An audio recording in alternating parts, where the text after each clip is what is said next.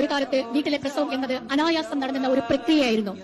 കാലം പിന്നിട്ടപ്പോൾ അത് കച്ചവടവൽക്കരണത്തിന്റെ ഭാഗമായി തീർന്നപ്പോൾ നമ്മുടെ അക്കിഷിന്റെ ചുണക്കുട്ടികൾ ധീരതയോടെ വീട്ടിലെ പ്രസവം എന്നത് നിസ്സാരമാണെന്ന് ഓരോ ജനത്തെയും ബോധ്യപ്പെടുത്തിക്കൊണ്ട് അക്കിഷിന്റെ ചുണക്കുട്ടികളാണ് ഇന്ന് നിങ്ങളുടെ മുന്നിൽ ഈ വേദിയിൽ നിൽക്കുന്ന ആ സുന്ദര നിമിഷത്തിന് നമ്മൾ ഏവരും സാക്ഷിയാകുന്നു എന്ന ഒരു യാഥാർത്ഥ്യം കൂടി നമ്മൾ മനസ്സിലാക്കേണ്ടിയിരിക്കുന്നു.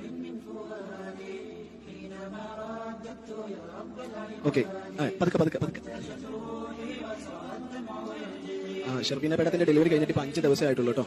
അവിടെ നുസ്രത് മേഡത്തോട് ചേർന്ന് നിൽക്കുന്ന ആളാണ് ഷർബീന മേഡം, തൃശ്ശൂർ. 6 ദിവസത്തെ കുട്ടിയാണ് ആ കയ്യിലുള്ളത്. ഇതൊരിക്കലും ഒരു ഹോം ബർത്ത് പ്രൊമോഷനോ ഹോസ്പിറ്റൽ ബർത്ത് പ്രൊമോഷനോ ഒന്നുമല്ല, മറിച്ച് തിരിച്ചറിവുള്ള ആളുകൾക്ക് അവർക്ക് സ്വസ്ഥമായി തീരുമാനമെടുക്കാനുള്ള പൗരന്റെ അവകാശമാണ്.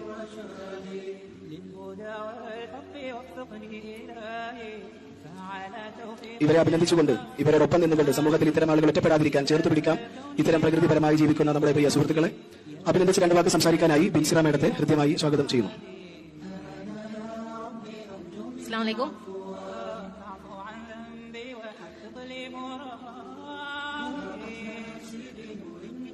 എന്തായാലും വളരെയധികം സന്തോഷമുണ്ട് ഈ ഒരു മുഹൂർത്തത്തില് ഇവരെ നമുക്കെല്ലാവർക്കും ഇങ്ങനെ ഒരുമിച്ച് കാണാൻ. ഇനിയുമുണ്ട് അക്യൂഷിൽ ഒരുപാട് ആളുകൾ, അതായത് ബോഡി നവർ കമ്മിറ്റി അതിന് മിസ്റ്റേക്ക് എന്ന് മനസ്സിലാക്കിയപ്പോ ഇത് പ്രകൃതിയാ നടക്കേണ്ട ആ ഒരു പ്രസവം എന്ന പ്രക്രിയയെ, പക്ഷെ ഇന്ന് നമുക്കറിയാലേ ഹോസ്പിറ്റലുകളിലും അല്ലാതെയൊക്കെ ഇതിന് വല്ലാണ്ട് ഒരു പേടിപ്പിക്കുന്ന. നമസ്കാരം, സ്പോട്ട് ലൈവിലേക്ക് സ്വാഗതം. ഇപ്പോൾ കണ്ട ദൃശ്യം കണ്ടാൽ ഒരു ബിരുദദാന ചടങ്ങാണെന്ന് തോന്നും.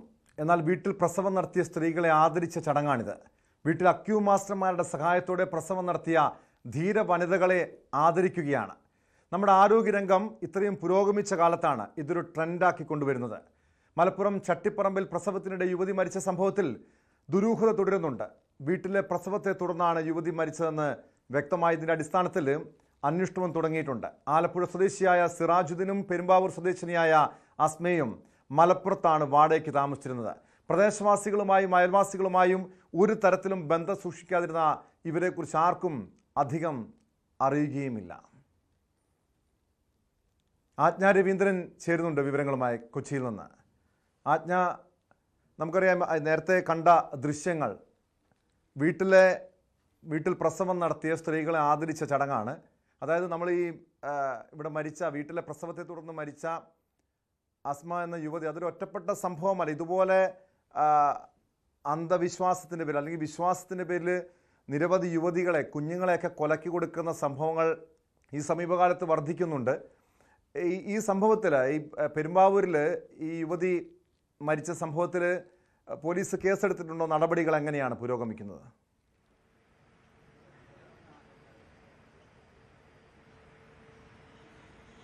ടോം, ഇതുമായി ബന്ധപ്പെട്ട് പോലീസ് ഭർത്താവ് സിറാജുദ്ദീനെതിരെ കേസെടുത്തിട്ടുണ്ട്. പക്ഷേ പോസ്റ്റ്മോർട്ടം നടപടികൾ പുരോഗമിക്കുകയാണ്. പോസ്റ്റ്മോർട്ടം നടപടികൾക്ക് ശേഷം മാത്രമേ ഈ കാര്യത്തിൽ ഇത് കേസ് ചട്ടിപ്പറമ്പിലേക്ക്, അതായത് മലപ്പുറത്തെ പോലീസ് സ്റ്റേഷനിലേക്ക് ഈ കേസ് ഹാൻഡ് ഓവർ ചെയ്യുന്ന സാഹചര്യം ഉണ്ടാവുകയാണ്. കാരണം മലപ്പുറത്ത് വെച്ചിട്ടാണ് മരണം നടന്നിട്ടുള്ളത്. ഇവിടെ പെരുമ്പാവൂർ അസ്മയുടെ വീട്ടുകാരാണുള്ളത്. അസ്മയുടെ വീടാണ് ഇവിടെ ഉള്ളത്. അതുകൊണ്ട് പെരുമ്പാവൂർ വീട്ടുകാരുടെ പരാതിയെ തുടർന്നിട്ടാണ് ഇവിടെ പെരുമ്പാവൂർ പോലീസ് കേസ് രജിസ്റ്റർ ചെയ്തിട്ടുള്ളത്. ഈ ഒരു സാഹചര്യം കൂടി, അതായത് ഈ പോസ്റ്റ്മോർട്ടം റിപ്പോർട്ട് വന്നതിന് ശേഷമാണ് ഇതിൽ കൂടുതൽ വ്യക്തത ഉണ്ടാവുക. ഏതൊക്കെ വകുപ്പുകളാണ് സിറാജുദ്ദീനെതിരെ ചുമത്താൻ പറ്റുക തുടങ്ങിയ കാര്യങ്ങളിലൊക്കെ കൂടുതൽ വ്യക്തത വരിക ഈ പോസ്റ്റ്മോർട്ടം റിപ്പോർട്ട് വന്നതിന് ശേഷം മാത്രമാണ്. ടോം സൂചിപ്പിച്ചതുപോലെ നിരവധി കേസുകളാണ് ഇത്തരത്തിൽ റിപ്പോർട്ട് ചെയ്യപ്പെടുന്നത്. ഇപ്പോൾ ഈ കാണിച്ച വീഡിയോ പോലും ഒരു ഡിഗ്രി ബിരുദദാന ചടങ്ങിൻ്റെ അല്ലെങ്കിൽ കോൺവക്കേഷൻ്റെ ഫീൽ ഉണ്ടാക്കുന്ന തരത്തിലാണ് അത് തന്നെ ചിത്രീകരിച്ചിരിക്കുന്നത്. ഇത് മാത്രമല്ല, സോഷ്യൽ മീഡിയ ഹാൻഡിലുകളിൽ വലിയ പ്രചാരണമാണ് ഇത്തരം വീഡിയോകൾക്കുള്ളത്, ഇത്തരം പ്രചാരണങ്ങളുള്ളത്. അതായത് ഈ വീട്ടിൽ പ്രസവം നടത്തുന്ന ആളുകളെ പ്രോത്സാഹിപ്പിക്കുക, വീട്ടിൽ പ്രസവം നടത്തുന്ന രീതി, നാച്ചുറോപ്പതി അതുപോലെ അക്യുപഞ്ചർ രീതികളൊക്കെയാണ് ഇതിന് ഉപയോഗിക്കപ്പെടുന്നത്. ഈ പറഞ്ഞ പോലെ ആധുനിക വൈദ്യശാസ്ത്രത്തെ തള്ളിക്കളയുന്ന തരത്തിലുള്ള നീക്കങ്ങളാണ് അല്ലെങ്കിൽ പ്രചാരണങ്ങളാണ് പലപ്പോഴും മതപണ്ഡിതന്മാർ എന്ന് ചമയുന്ന ആളുകളുടെ ഭാഗത്തുനിന്നും ഉണ്ടാകുന്നത് എന്നുള്ളതാണ്. ഈ സിറാജുദ്ദീൻ ഒരു മതപണ്ഡിതനാണ്. പക്ഷേ ഇവരുടെ അസ്മയുടെ വീട്ടുകാർ പറയുന്നതനുസരിച്ച് ഇദ്ദേഹം കല്യാണം കഴിക്കുമ്പോൾ ഓട്ടോ ഓടിച്ചു നടന്നിരുന്ന ഒരാളാണ്, അതല്ലെങ്കിൽ മറ്റ് സാധാരണ ജോലികൾ ചെയ്തു വന്നിരുന്ന ഒരാളാണ്. അയാൾ ഒരു ദിവസം മതപണ്ഡിതനാകുന്നു, അതേ തുടർന്നുണ്ടാകുന്ന റീച്ച് ഭയങ്കരമാണ്. സ്വന്തമായി യൂട്യൂബ് ചാനലുണ്ട്. ഇതിലൂടെ പ്രചരിക്കുന്ന വീഡിയോകളുടെയൊക്കെ റീച്ച് ഭയങ്കരമാണ്. അത്തരത്തിൽ ഇത് വിശ്വസിക്കുന്ന ഒരു സമൂഹം കൂടി, അല്ലെങ്കിൽ ഇതിനെ നെഞ്ചിലേറ്റുന്ന ഒരു വിഭാഗം കൂടിയുണ്ട്. മാത്രമല്ല, ഇത്തരത്തിൽ ഈ വീട്ടിൽ പ്രസവം പ്രോത്സാഹിപ്പിക്കുന്ന തരത്തിലുള്ള സംഘങ്ങളും വ്യാപകമാണ്. അത് തന്നെയാണ് നേരത്തെ നമുക്കറിയാം ഇത്തരത്തിലൊരു പ്രചാരണം നടന്നിരുന്നത്. അതായത് വീട്ടിൽ പ്രസവം നടത്തുന്ന ഇതിന് പുറമെ സ്ത്രീകൾ, ഗർഭിണികളായ സ്ത്രീകൾ കാണുന്നത് എപ്പോഴും മുസ്ലിം ഗൈനക്കോളജിസ്റ്റുകളെ കാണണം എന്ന തരത്തിലുള്ള പ്രചാരണം നടത്തുന്നു. അഥവാ ഏതെങ്കിലും സാഹചര്യത്തിൽ അന്യമതസ്ഥരെ കാണേണ്ടുന്ന സാഹചര്യം ഉണ്ടെങ്കിൽ, അത് ആണുങ്ങളെ കാണേണ്ടുന്ന സാഹചര്യം ഉണ്ടെങ്കിൽ അത് മുസ്ലിം ആണെന്ന് ഉറപ്പിക്കണം. അന്യമതസ്ഥരായിട്ടുള്ള ഡോക്ടർമാരെയോ ഗൈനക്കോളജിസ്റ്റുകളോ, അത് ലേഡി ആയിക്കോട്ടെ ആണായിക്കോട്ടെ, അത്തരത്തിൽ ഉള്ള ഗൈനക്കോളജിസ്റ്റുകളെ കാണാൻ പാടില്ല എന്നുള്ള പ്രചാരണമൊക്കെ നേരത്തെ നടന്നിരുന്നു. അത് വലിയ ചർച്ചയ്ക്ക് വിധേയമായതുമാണ്. എന്തായാലും ആരോഗ്യ വിഭാഗം ഇതുമായി ബന്ധപ്പെട്ട് ഇത്തരം പ്രചാരണങ്ങൾ നടത്തുന്ന സംഘങ്ങൾക്കെതിരെ അന്വേഷണം വ്യാപിപ്പിച്ചിട്ടുണ്ട്. ഇത്തരത്തിൽ മതത്തെ കൂട്ടുപിടിച്ച് സ്ത്രീകളെ ഇങ്ങനെ കൊലയ്ക്ക് കൊടുക്കുന്ന തരത്തിലുള്ള നീക്കങ്ങളാണ് പലപ്പോഴും ഇത്തരം വീട്ടിലെ പ്രസവത്തിലൂടെ ഉണ്ടായിട്ടുള്ളത്. കുഞ്ഞുങ്ങൾക്ക് പോലും, അതായത് പ്രസവശേഷം നവജാത, നമ്മൾ ഇന്നലെ കണ്ടതാണ്, ഈ അസ്മയുടെ ശരീരം മാത്രമല്ല ഈ കുഞ്ഞിനെയും കൊണ്ടുകൂടിയാണ് സിറാജുദ്ദീൻ പെരുമ്പാവൂർ വരെ എത്തിയത്. അത് അങ്ങാടിപ്പുറത്തുനിന്ന് എടുത്തിട്ടുള്ള ഒരു ആംബുലൻസിലാണ് എത്തിയിട്ടുള്ളത്. ഇത്രയും നേരം ആ കുഞ്ഞിന് പൊക്കിൾക്കൊടി മുറിച്ചിട്ടുള്ള പ്രശ്നങ്ങളുണ്ട്, അതിന് നൽകേണ്ടുന്ന ട്രീറ്റ്മെന്റുകളുണ്ട്, അല്ലെങ്കിൽ പരിരക്ഷകളുണ്ട്. ഇതൊന്നും നൽകാതെയാണ് ആ കുഞ്ഞിനെ ഉൾപ്പെടെ അവിടെ എത്തിച്ചിട്ടുള്ളത്. നവജാത ശിശുവിനുള്ള വാക്സിനേഷൻ, പ്രതിരോധ കുത്തിവയ്പ്പുകളാകട്ടെ, ഇതേ ഒന്നും വിശ്വസിക്കാതെ ഇത്തരത്തിൽ നാച്ചുറോപ്പതി ആയാലും അക്യുപഞ്ചർ ആയാലും പ്രാകൃതമായിട്ടുള്ള ചികിത്സാ രീതികളെ അവലംബിച്ച് തന്നെയാണ് ഈ സംഘങ്ങൾ മുന്നോട്ട് പോകാൻ ഇവരെ പ്രേരിപ്പിക്കുന്നത്. അസ്മയുടെ പോസ്റ്റ്മോർട്ടം നടപടികൾ പുരോഗമിക്കുകയാണ്. അതിനുശേഷം മാത്രമേ ഇക്കാര്യത്തിൽ വ്യക്തതയുണ്ടാവുകയുള്ളൂ. ആലപ്പുഴ സ്വദേശിയാണ് സിറാജുദ്ദീൻ. അസ്മയ്ക്ക് പ്രസവത്തിന് ശേഷം ഉണ്ടായ രക്തസ്രാവത്തെ തുടർന്നാണ് മരണം സംഭവിച്ചതെന്ന് ബന്ധുക്കൾ പറയുന്നുണ്ട്. അതേസമയം സിറാജുദ്ദീന്റെ സഹോദരി ഭർത്താവിനോട് വെളിപ്പെടുത്തിയതനുസരിച്ച് അസ്മ പ്രസവിച്ച ശേഷം കഞ്ഞി കുടിച്ചു. കുറച്ചുനേരം ഇരുന്ന ശേഷം, അതായത് ഗ്രാജുവലി അതിൽ നിന്ന് തന്നെ വ്യക്തമാണ്, വളരെ പതുക്കെ ആ സ്ത്രീ മരണത്തിലേക്ക് പോവുകയായിരുന്നു. ആ സാഹചര്യത്തിൽ പോലും അയാൾ ആശുപത്രിയെ ആശ്രയിക്കുകയോ അതല്ലെങ്കിൽ ഈ സ്ത്രീയെ പരിരക്ഷിക്കാനുള്ള അല്ലെങ്കിൽ അവർക്ക് ചികിത്സ നൽകാനുള്ള സംവിധാനങ്ങൾ ഏർപ്പെടുത്തുകയോ ചെയ്തില്ല എന്നും വ്യക്തതയുണ്ട്. അതേസമയം ഈ അസ്മയുടെ ബന്ധുക്കൾ മർദ്ദിച്ചെന്നാരോപിച്ച് ഇയാൾ ആശുപത്രിയിൽ ചികിത്സ തേടിയിട്ടുണ്ട്. ഇയാളുടെ സ്വന്തം കാര്യത്തിന് ഇത്തരം ചികിത്സാ സംവിധാനങ്ങൾ തേടുകയും അതുപോലെ ഭാര്യയെ കൊലയ്ക്ക് കൊടുക്കുന്ന ഒരു നീക്കവുമാണ് ഈ സിറാജുദ്ദീന്റെ ഭാഗത്തും ഉണ്ടായിട്ടുള്ളതെന്നുള്ള കാര്യം വ്യക്തമാണ്. എന്തായാലും പോസ്റ്റ്മോർട്ടം റിപ്പോർട്ടിന് ശേഷം മാത്രമേ ഈ കാര്യത്തിൽ കൂടുതൽ വ്യക്തത വരികയുള്ളൂ. ഏതൊക്കെ വകുപ്പുകളാണ് സിറാജുദ്ദീന് എതിരെ ചുമത്തുക? ഇനിയും ബന്ധുക്കൾക്ക് പരാതിയില്ല എന്ന് പറഞ്ഞാൽ പോലും ഇതിനകത്ത് സ്വമേധയാ കേസെടുക്കാനുള്ള അധികാരവും നിയമവശങ്ങളും പോലീസിന്റെ ഭാഗത്തുനിന്നും ഉണ്ടാകുമെന്നാണ് പ്രതീക്ഷിക്കുന്നത്. ആജ്ഞ, ഇതിനെയൊക്കെ ന്യായീകരിച്ചുകൊണ്ട് ചില ഫേസ്ബുക്ക് പോസ്റ്റുകൾ കാണാൻ കഴിഞ്ഞു. അതായത് ഇപ്പോൾ ആശുപത്രിയിലാണെങ്കിലും പ്രസവത്തെ തുടർന്ന് യുവതിയും കുഞ്ഞുമൊക്കെ മരിക്കുന്ന സംഭവങ്ങളുണ്ട്. ഇത് ഒറ്റപ്പെട്ട സംഭവമാണ്, ഇതിനെ ഇങ്ങനെ കൊട്ടിഘോഷിക്കേണ്ട കാര്യമുണ്ടോ? ഒരു മതവിഭാഗത്തെ ഇങ്ങനെ ലക്ഷ്യമിട്ടുകൊണ്ട് നടത്തുന്ന ആക്രമണമാണ് ഇതെന്ന രീതിയിലൊക്കെ ഇതിനെ ന്യായീകരിക്കുന്ന ഈ അക്യുപഞ്ചർ പ്രസവത്തെ, വീട്ടിലെ പ്രസവത്തെയൊക്കെ ന്യായീകരിച്ചുകൊണ്ടുള്ള പലരുടെയും വാദങ്ങളും വിശദീകരണ കുറിപ്പുകളൊക്കെ കാണാൻ കഴിഞ്ഞു. അങ്ങനെ ഒരു ഒറ്റപ്പെട്ട സംഭവമായി ഈ അസ്മയുടെ മരണത്തെ കാണാൻ കഴിയുമോ ആജ്ഞ?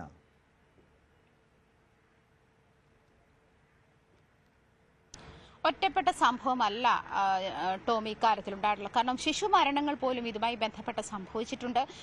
ഇത്തരത്തിൽ, അതായത് എണ്ണം തന്നെ വളരെ കൂടുതലാണ് എന്നാണ് മനസ്സിലാക്കാൻ കഴിയുന്നത്. ഇത്തരത്തിൽ വീട്ടിൽ പ്രസവം നടത്തുകയും അതുമായി ബന്ധപ്പെട്ട് ആരോഗ്യ പ്രശ്നങ്ങൾ ഉണ്ടാകുന്ന സ്ത്രീ, ഇത് അസ്മയുടെ തന്നെ 5ാമത്തെ പ്രസവമാണ്. ആദ്യത്തെ 3 പ്രസവം വരെ ആശുപത്രിയിൽ തന്നെയാണ് നടത്തിയിട്ടുള്ളത്. അതിനുശേഷം ഇത്തരത്തിൽ മതപ്രഭാഷണങ്ങൾക്ക് അടിപ്പെടുകയും അതിന്റെ പ്രചാരകനാകുകയും ചെയ്ത ശേഷമാണ് ഈ സിറാജുദ്ദീൻ ഇത്തരത്തിൽ അസ്മയെ വീട്ടിൽ പ്രസവിക്കാൻ നിർബന്ധിച്ചത് എന്നാണ് മനസ്സിലാക്കാൻ കഴിയുന്നത്.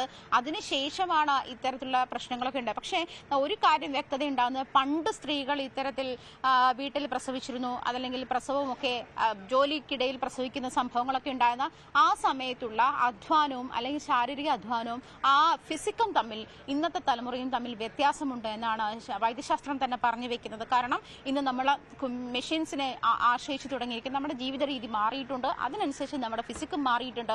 ആ ഒരു സാഹചര്യത്തിൽ ഇത്തരം സാഹചര്യങ്ങൾ ഏത് ഘട്ടത്തിലാണ് പ്രസവ സമയത്ത് ഒരു സ്ത്രീക്ക് ആരോഗ്യ പ്രശ്നങ്ങൾ ഏത് തരത്തിലാണ് വരുന്നതെന്ന് മനസ്സിലാക്കാൻ അത് വൈദ്യസഹായം കൂടിയേ തീരൂ. അഥവാ ഉണ്ടെങ്കിൽ തന്നെ അത്തരം നോർമൽ പ്രസവങ്ങൾ നടക്കുന്നുണ്ടെങ്കിൽ പോലും അത് തുടർന്നുണ്ടാകുന്ന ശുശ്രൂഷകൾക്കൊക്കെ വൈദ്യസഹായം തേടുക തന്നെ വേണം എന്ന് തന്നെയാണ്. ഇത് ആശാവർക്കർമാരെയൊക്കെ ഉപയോഗിച്ച് നേരത്തെ തന്നെ ആരോഗ്യവകുപ്പ് വീടുകളോളം നടന്ന തരത്തിൽ വീടുകളിൽ പ്രസവം നടക്കുന്നുണ്ട് എന്നുള്ള സാഹചര്യങ്ങളൊക്കെ വ്യക്തമായിരുന്ന ഒരു സാഹചര്യത്തിൽ വീടുകളോളം കയറിയിറങ്ങി ഇത്തരം ഒരു ആശാവർക്കർമാരെ ഉപയോഗിച്ച് ഇത്തരം പ്രചാരണങ്ങളൊക്കെ നടത്താൻ ആരോഗ്യ വിഭാഗം ശ്രമിച്ചിരുന്നതാണ്. പക്ഷെ അത് പരാജയപ്പെട്ടു പോയി എന്നുള്ളതിന് തെളിവാണ് ഇത്തരം പ്രസവങ്ങളും അതേ തുടർന്നുണ്ടായ ഇത്തരം മരണങ്ങളും ഒക്കെ പുറത്തു വരുന്നത്. റിപ്പോർട്ട് ചെയ്യപ്പെടാത്തത് കൊണ്ട് മരണം നടക്കുന്നില്ല എന്നല്ല, ആശുപത്രിയിൽ നടക്കുന്ന മരണസംഖ്യ അതും ഈ പറഞ്ഞതുപോലെ ഏതൊക്കെ സാഹചര്യങ്ങളാണ് ഏറെയും പല രോഗികളെയും അറ്റൻഷൻ കിട്ടാത്തത് കൊണ്ട് മരിച്ച സാഹചര്യങ്ങളൊക്കെ ആശുപത്രിയിൽ നടന്നിട്ടുള്ള മരണങ്ങളിൽ നമ്മൾ റിപ്പോർട്ട് ചെയ്തിട്ടുണ്ട്, അല്ലെങ്കിൽ റിപ്പോർട്ട് ചെയ്യപ്പെട്ടിട്ടുണ്ട്. അത്തരം സാഹചര്യങ്ങൾ ഈ ആരോഗ്യ വിഭാഗം അല്ലെങ്കിൽ ആരോഗ്യ വിദഗ്ധന് മനസ്സിലാക്കാൻ കഴിയുന്നത്രയും വ്യക്തതയോടുകൂടി ഒരു പ്രസവ ശുശ്രൂഷ നടത്താൻ എന്തായാലും ഈ പറയുന്ന പ്രാകൃതമായിട്ടുള്ള ചികിത്സാ രീതികൾക്ക് കഴിയുന്നില്ല എന്ന് തന്നെയാണ്.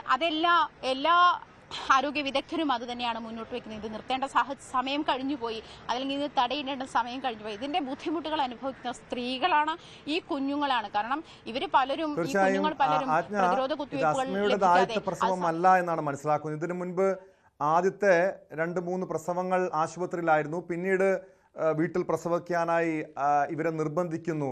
അതിനായി ഈ ഭർത്താവ് ഈ രീതിയിൽ സ്ത്രീയെ ഈ അസ്മയെ നിർബന്ധിച്ചു എന്നാണ് മനസ്സിലാക്കുന്നത്. അതോ അവരുടെ താല്പര്യപ്രകാരം വീട്ടിൽ പ്രസവിക്കാനായി അവർ തന്നെ തയ്യാറാവുകയായിരുന്നോ?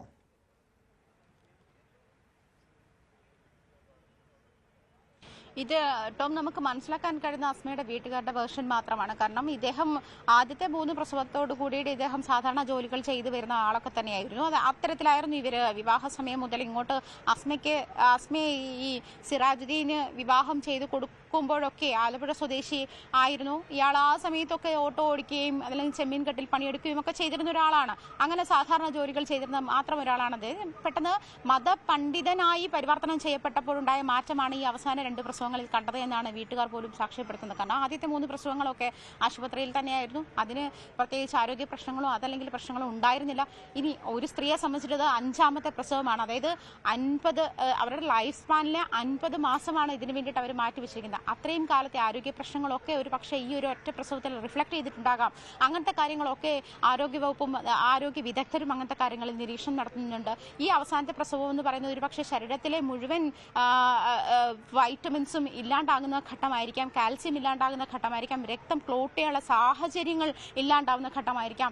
ഇതിനൊക്കെ ഓരോരോ അത് ശരീരത്തിലുണ്ടാകുന്ന ഓരോ രാസമാറ്റവും ഇത്തരം കാര്യങ്ങളെ ആശ്രയിച്ചിരിക്കുന്നുണ്ട്. അതുകൊണ്ട് തന്നെ ഇതിനുമായി കൃത്യമായ ചെക്കപ്പുകൾ വേണം, കൃത്യമായ നിരീക്ഷണം വേണം. ഈ ഒരു സ്പാനിലൂടെ വേണം ഒരു ഗർഭിണി കടന്നു പോകാനെന്ന് തന്നെ ആരോഗ്യ വിദഗ്ധർ മുന്നോട്ട് വെക്കുന്നുണ്ട്. ഈ ഒരു സാഹചര്യം പോലും മാനിക്കാതെയാണ് 5ാമത്തെ പ്രസവം ഒരു സ്ത്രീയെ വീട്ടിൽ ഇട്ട് അതിന് നിർബന്ധിതരാക്കുകയും അവർ പ്രസവിച്ച ശേഷം കുഞ്ഞിന് പോലും അതിനുള്ള പരിരക്ഷ നൽകാതിരിക്കുക, അല്ലെങ്കിൽ കുഞ്ഞിന് പോലും ആദ്യഘട്ടത്തിലുള്ള പരിരക്ഷ പോലും നൽകാതിരിക്കാനുള്ള സാഹചര്യം ഉണ്ടാവുകയും തുടർന്ന് ഈ രക്തസ്രാവം മൂലമാണ് ആസ്മ മരിച്ചതെന്ന് പറയുന്നു. അതായത് പ്രസവം കഴിഞ്ഞ ശേഷം ഇവര് ഭക്ഷണം കഴിച്ചുവെന്ന് ഇയാളുടെ ഒരു ബന്ധുവിനോട് വെളിപ്പെടുത്തിയിട്ടുണ്ട്. അതിനുശേഷവും ഗ്രാജുവലി ഈ മരണം സംഭവിക്കുമ്പോൾ ഒരു സ്ത്രീയെ ആശുപത്രിയുടെ ആവശ്യമുണ്ടെങ്കിൽ അല്ലെ വൈദ്യസഹായം ആവശ്യമുണ്ടെങ്കിൽ അവിടെ എത്തിക്കാതെ അതിൽ നിസ്സംഗത കാണിച്ചു എന്നുള്ളത് ഒരു സ്ത്രീയെ മരണത്തിലേക്ക് തള്ളിവിടുന്നത് കൊലപാതക കുറ്റത്തിന് കാരണമാകുന്ന ഒരു സാഹചര്യം കൂടി പോലീസ് നിരീക്ഷിക്കുന്നുണ്ട്. ടോം,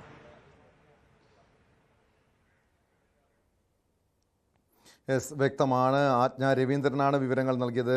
എന്തായാലും ആജ്ഞ സൂചിപ്പിച്ചതുപോലെ ഇത് ഗുരുതരമായിട്ടുള്ള വീഴ്ചയാണ്. എന്തായാലും വിശ്വാസത്തിൻ്റെ പേരിൽ ഇതുപോലെ സ്ത്രീകളെ അല്ലെങ്കിൽ കുഞ്ഞുങ്ങളെ കൊലക്കി കൊടുക്കുന്ന സംഭവങ്ങൾ ഇത് ഒരൊറ്റപ്പെട്ടതല്ല. ഇത്തരം ഒരു ട്രെൻഡ് നമ്മുടെ സമൂഹത്തിൽ രൂപപ്പെട്ടു വരുന്നുണ്ട്. അത് ഏത് രീതിയിലാണെങ്കിൽ പോലും ഇങ്ങനെ വിശ്വാസത്തിൻ്റെ പേരിലൊക്കെ ഇങ്ങനെ ഈ രീതിയിൽ പ്രാകൃതമായ ചികിത്സാ രീതിയുടെ പിന്നാലെ പോയി കഴിഞ്ഞാൽ ഇവിടെ അനാഥരാകുന്നത് 4 കുഞ്ഞുങ്ങളാണ്. ഈ യുവതി അസ്മ എന്ന യുവതിയുടെ മരണത്തിലൂടെ 4 പിഞ്ചു കുഞ്ഞുങ്ങളാണ് ഇവിടെ അനാഥരായത്.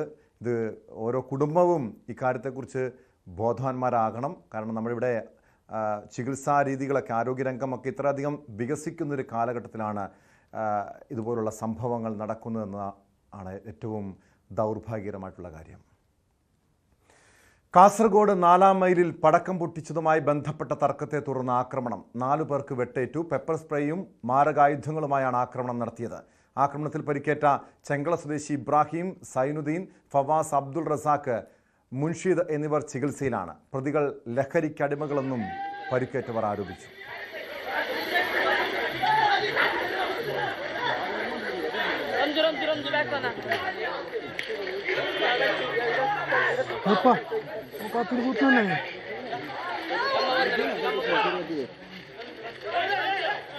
ഇവർ വാളും കത്തിയും ഒക്കെ ആയിട്ട് വന്ന് ആക്രമിച്ചതാണ്.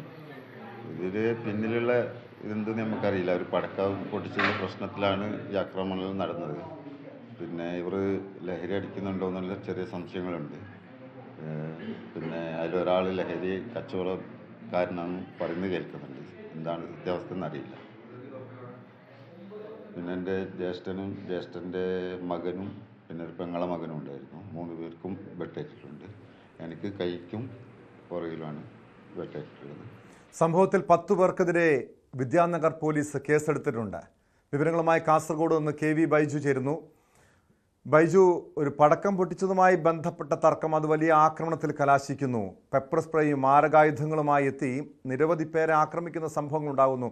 ഇതിന് പിന്നിൽ മറ്റേതെങ്കിലും ലഹരി സംഘങ്ങളുടെ പങ്കുണ്ടോ? കാരണം ലഹരിക്ക് അടിമകളായിട്ടുള്ളവരാണ് ആക്രമണം നടത്തിയതെന്ന് പറയുന്നുണ്ടല്ലോ.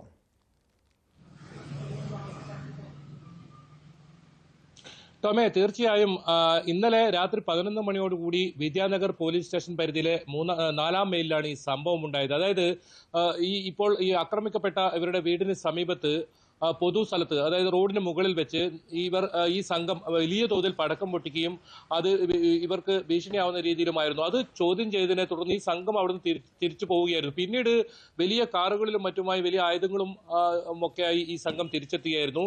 അതിനുശേഷം ഈ കത്തിയെടുത്ത് ഇത്തരത്തിൽ കുത്തി പരിക്കേൽപ്പിക്കുകയും ഒപ്പം പെപ്പർ സ്പ്രേ ഉപയോഗിച്ച് ഇവർക്ക് നേരെ പ്രയോഗിക്കുകയും ചെയ്യും. അതാണ് ദൃശ്യങ്ങളിൽ നിന്നും കൃത്യം വ്യക്തമാണ്.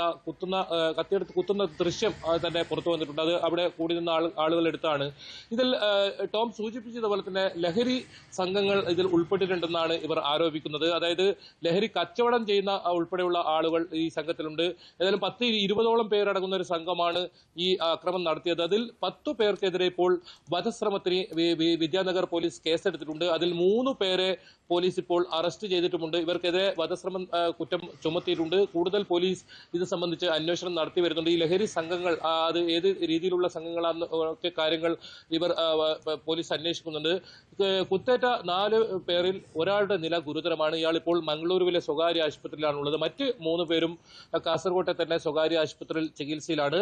എന്തായാലും വലിയ തോതിൽ ഈ ഇത്തരത്തിൽ വാഹനങ്ങളിലും മറ്റും പടക്കം പൊട്ടിക്കുന്ന ഒരു സംഭവം ഉണ്ടായിരുന്നു. അതും ഈ 4-ാം മൈലിൽ നിന്നും ഏതാനും മാസങ്ങൾക്ക് മുൻപാണ് നമ്മൾ തന്നെ റിപ്പോർട്ട് ചെയ്തത്.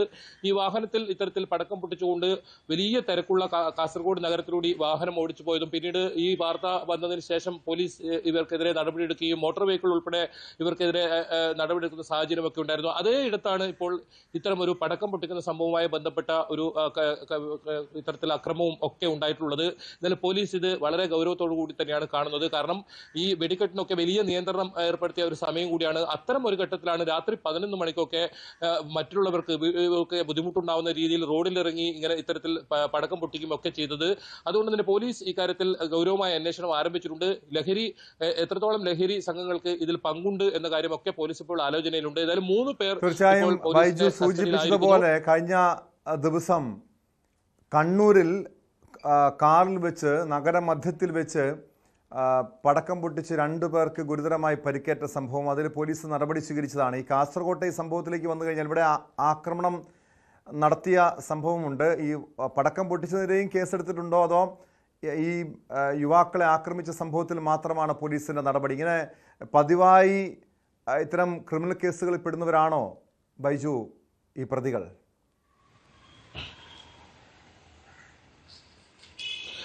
ടോമെ, ഇത് സംബന്ധിച്ച് ഇവരുടെ പശ്ചാത്തലം പോലീസ് അന്വേഷിച്ചു വരികയാണ്. ഇവരുടെ വധശ്രമത്തിന് മാത്രമല്ല, ഇത്തരത്തിൽ പൊതുവിടത്തിൽ പടക്കം ഉപയോഗിച്ചതിനും ഇവർക്കെതിരെ കേസ് പോലീസ് ചുമത്തിയിട്ടുണ്ട്. അത്തരത്തിൽ നടപടികളുമായി പോലീസ് രംഗത്തെത്തിയിട്ടുണ്ട്. മാത്രമല്ല, ഇവരുടെ പശ്ചാത്തലം അത് പ്രധാനമാണ്. അത് സംബന്ധിച്ച് പോലീസ് അന്വേഷണം ആരംഭിച്ചിട്ടുണ്ട്. ഇന്ന് രാവിലെയാണ് ഈ സംഭവം പോലീസിന്റെ ശ്രദ്ധയിൽ തന്നെ പെടുന്നത്. അതിനുശേഷം പോലീസ് വളരെ ഗൗരവത്തോടുകൂടി ഈ സംഭവം എടുക്കുകയും ഈ ആളുകളെ തിരിച്ചറിഞ്ഞതുകൊണ്ട് തന്നെ 3 പേരെ ഇവർക്ക് കസ്റ്റഡിയിലെടുക്കാൻ കഴിഞ്ഞിട്ടുണ്ട്. മറ്റുള്ളവർ ഇപ്പോൾ ഒളിവിലാണെന്നാണ് പോലീസ് പറയുന്നത്. ഇവർക്കായുള്ള തിരച്ചിലും ഊർജിതമാക്കിയിട്ടുണ്ട്. എന്തായാലും ഇത്തരത്തിൽ കണ്ണൂരായാലും കാസർഗോഡായാലും നിരവധി സംഭവങ്ങളാണ് ഇത്തരത്തിൽ ഈ സംഭവം റിപ്പോർട്ട് ചെയ്യുന്നത്. ഈ കേസിലേക്ക് വന്നാൽ ഇതിൽ ഇവർ തിരിച്ചു പോവുകയും പിന്നീട് വലിയ സംഘങ്ങളായി മാരകായുധങ്ങളുമായി വന്നൊക്കെ ആക്രമിക്കുന്ന ഒരു സാഹചര്യമാണ് ഉണ്ടായത്. അതുകൊണ്ട് തന്നെയാണ് ഇതിൽ ലഹരി സംഘത്തിന്റെ ഒരു പങ്ക് അത് ഇവർ സംശയിക്കുന്നതും. ഏതായാലും ഇവരുടെ പരാതിയിൽ ഇത്തരത്തിലുള്ള കാര്യങ്ങളുണ്ട്. അതുകൊണ്ട് തന്നെയാണ് ഈ പോലീസ് അത് സംബന്ധിച്ച് അന്വേഷണം ആരംഭിച്ചത്. ഇത് ഈ അടുത്ത കാലത്താണ് ഈ സ്ഥലത്ത് തന്നെ വീട് കയറി ആക്രമിക്കുന്ന ഒരു സംഭവം ഉണ്ടായത്. നമ്മൾ തന്നെ റിപ്പോർട്ട് ചെയ്തതാണത്. അതായത് ലഹരി സംഘത്തെ ഒറ്റിക്കൊടുത്തു എന്ന് ആരോപിച്ച് വീട്ടിൽ കയറി വലിയ തോതിൽ അക്രമ സംഭവം ഉണ്ടായതും ഇതേ സ്ഥലത്താണ്. അതുകൊണ്ട് ഈ പ്രദേശങ്ങളിലൊക്കെ വലിയ തോതിൽ ലഹരി സംഘങ്ങളുടെ ഒരു കേന്ദ്രം തന്നെയാണ്. അതാണ് ഈ പോലീസിനെ സംബന്ധിച്ചിടത്തോളം ഇപ്പോൾ വലിയ തോതിൽ ഇത് ഗൗരവത്തിലെടുക്കാനും കാരണം. എന്തായാലും ഇന്ന് വൈകിട്ടോടുകൂടി തന്നെ മുഴുവൻ പ്രതികളെയും പിടികൂടാനാകും തന്നെയാണ് പോലീസ് പറയുന്നത്. ഇത് സംബന്ധിച്ച് കൂടുതൽ വിവരങ്ങളും ഇതോടുകൂടി എന്തായാലും പുറത്തു വരും. നിലവിൽ 3 പേരാണ് ഇപ്പോൾ ഈ സംഭവവുമായി ബന്ധപ്പെട്ട് കസ്റ്റഡിയിലുള്ളത്.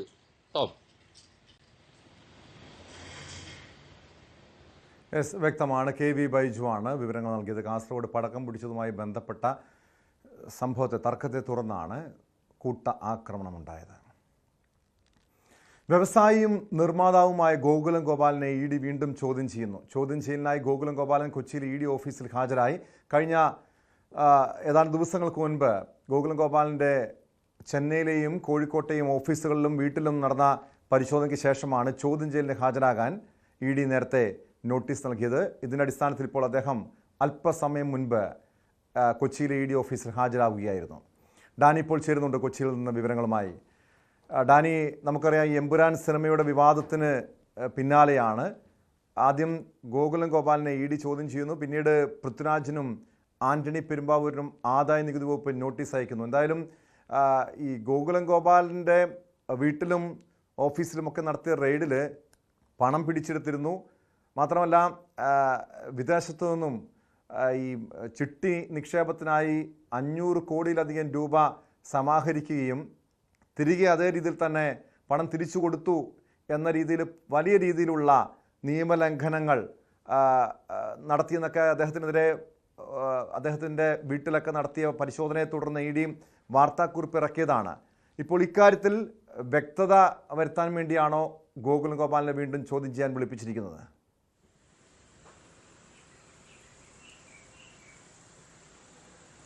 ടോം, അങ്ങനെ തന്നെയാണ് ED വൃത്തങ്ങളിൽ നിന്ന് അറിയാൻ സാധിക്കുന്നത്. കാരണം കഴിഞ്ഞ ആഴ്ച നടത്തിയ പരിശോധനകൾ അത് മണിക്കൂറുകൾ നീണ്ടുനിന്ന പരിശോധനയാണ് നടന്നത്. അദ്ദേഹത്തിൻ്റെ വസതികൾ, ചെന്നൈയിലെ ഓഫീസുകളിലടക്കം വലിയ രീതിയിലുള്ള പരിശോധനകൾ നടന്നിരുന്നു. ഈ പരിശോധനയ്ക്കൊടുവിൽ ED പുറത്തിറക്കിയ വാർത്താക്കുറിപ്പിൽ തന്നെ പറയുന്നുണ്ട് ഏതാണ്ട് 1.5 കോടിയിലധികം രൂപ കണക്കിൽപ്പെടാത്തത് കണ്ടെത്തിയിട്ടുണ്ട് എന്ന് പറയുന്നു. പിന്നീട് അറിയാൻ കഴിയുന്നത് മറ്റു പല രേഖകളും ഇതുമായി ബന്ധപ്പെട്ടുകൊണ്ട് EDയുടെ പരിശോധനയിലേക്ക് വന്നിട്ടുണ്ട്. ഒപ്പം വിദേശത്ത് നിന്ന് ആ പണം സ്വീകരിച്ചു, വൻതുക വിദേശത്ത് നിന്ന് ചിട്ടിയിലേക്കും മറ്റും സ്വീകരിക്കുന്നു. പല ഇടപാടുകൾ വിദേശത്തേക്ക് നടന്നിരിക്കുന്നു. ഇതെല്ലാം ഈ വിദേശ നാണ്യ വിനിമയ ചട്ടത്തിൻ്റെ ലംഘനം ഇതിൽ പെടുന്നതായിട്ടാണ് കണ്ടെത്തിയിട്ടുള്ളത്. ഫെമ എന്ന് പറയുന്ന നിയമത്തിൻ്റെ ലംഘനം ഇക്കാര്യത്തിലും നടന്നിട്ടുണ്ട് എന്നതാണ്. ഇതിനുശേഷം ED വൃത്തങ്ങളിൽ നിന്ന് അന്ന് അറിയാൻ സാധിച്ചത് വിശദമായ പരിശോധന ഇക്കാര്യത്തിൽ നടന്നു വരികയാണ്.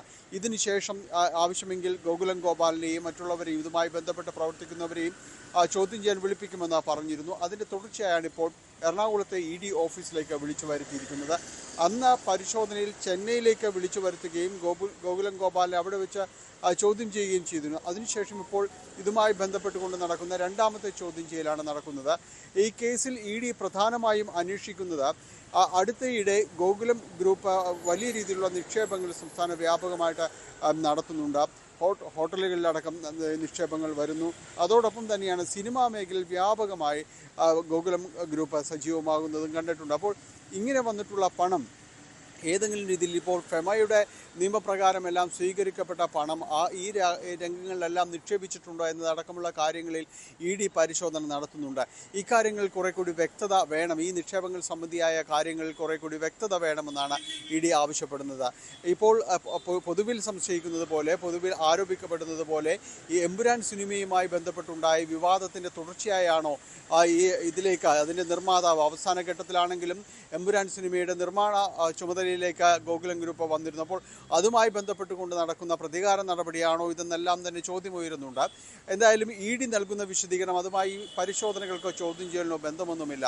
2022 മുതൽ ഗോകുലം ഗ്രൂപ്പുമായി ബന്ധപ്പെട്ടുകൊണ്ട് ചില സംശയങ്ങൾ വരുന്നുണ്ട്. അങ്ങനെ പലതവണ ED ഇതുമായി ബന്ധപ്പെട്ടുകൊണ്ട് ചോദ്യം ചെയ്യലടക്കമുള്ള കാര്യങ്ങൾ നടന്നിട്ടുമുണ്ട്. അതിൻ്റെ ഒരു തുടർച്ചയാണ് ഇപ്പോഴും നടക്കുന്നത്. മറ്റു വിവാദങ്ങൾ ഇല്ല എന്ന് ED സൂചിപ്പിക്കുകയും ചെയ്യുന്നു. ഏതായാലും ഈ വിഷയങ്ങളിൽ കുറേയധികം വ്യക്തത EDക്ക് ആവശ്യമുണ്ട്. പ്രത്യേകിച്ച് പണം സ്വീകരിച്ചതും അത് ഏതെല്ലാം വഴികളിൽ നിക്ഷേപിച്ചു എന്ന സംബന്ധിയായ കാര്യങ്ങളിലെല്ലാം തന്നെ ED വ്യക്തത ആവശ്യപ്പെടുന്നുണ്ട്. അതിൻ്റെ ഭാഗമായിട്ടാണ് ഇപ്പോൾ കൊച്ചിയിലെ ഓഫീസിലേക്ക് വിളിച്ചു വരുത്തിയിരിക്കുന്നത്. കഴിഞ്ഞ തവണ ചെന്നൈയിൽ വെച്ച് മണിക്കൂറുകൾ ചോദ്യം ചെയ്തിരുന്നു. ഏതായാലും ഇന്നും അത് തന്നെയാവാൻ തന്നെയാണ് സാധ്യത എന്നാണ് മനസ്സിലാക്കാൻ കഴിയുന്നത്. ഉച്ചയ്ക്ക് ശേഷമായിരിക്കും ചോദ്യം ചെയ്യലിലേക്കടക്കം വിശദമായി ED കടക്കുക. ഇന്ന് 1 മണിയോടുകൂടിയാണ് കൊച്ചിയിലെ ED ഓഫീസിൽ ഗോകുലം ഗോപാലൻ എത്തിയത്. ഇന്ന് ഉച്ചയ്ക്ക് ശേഷം ചോദ്യം ചെയ്യൽ നടപടികളിലേക്ക് കടക്കുമെന്നാണ് അറിയാൻ സാധിക്കുന്നത്.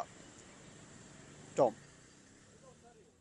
ഡാനി, ഈ ചോദ്യം ചെയ്യാൻ ഹാജരാകുന്നതിന് മുൻപ് അദ്ദേഹം പ്രതികരിച്ചത് ED ഈ 1.5 കോടി രൂപ തൻ്റെ ഓഫീസിൽ നിന്നോ വീട്ടിൽ നിന്നോ പിടിച്ചെടുത്തിട്ടില്ല, എന്തിനാണ് വിളിപ്പിച്ചതെന്ന് അറിയില്ല, തങ്ങളുടെ ഭാഗത്ത് യാതൊരു വിധത്തിലുള്ള വീഴ്ചയും ഉണ്ടായിട്ടില്ല, നിയമലംഘനങ്ങൾ ഉണ്ടായിട്ടില്ലെന്നാണല്ലോ ഗോകുലം ഗോപാലൻ പറയുന്നത്, അദ്ദേഹം വിശദീകരിക്കുന്നത്.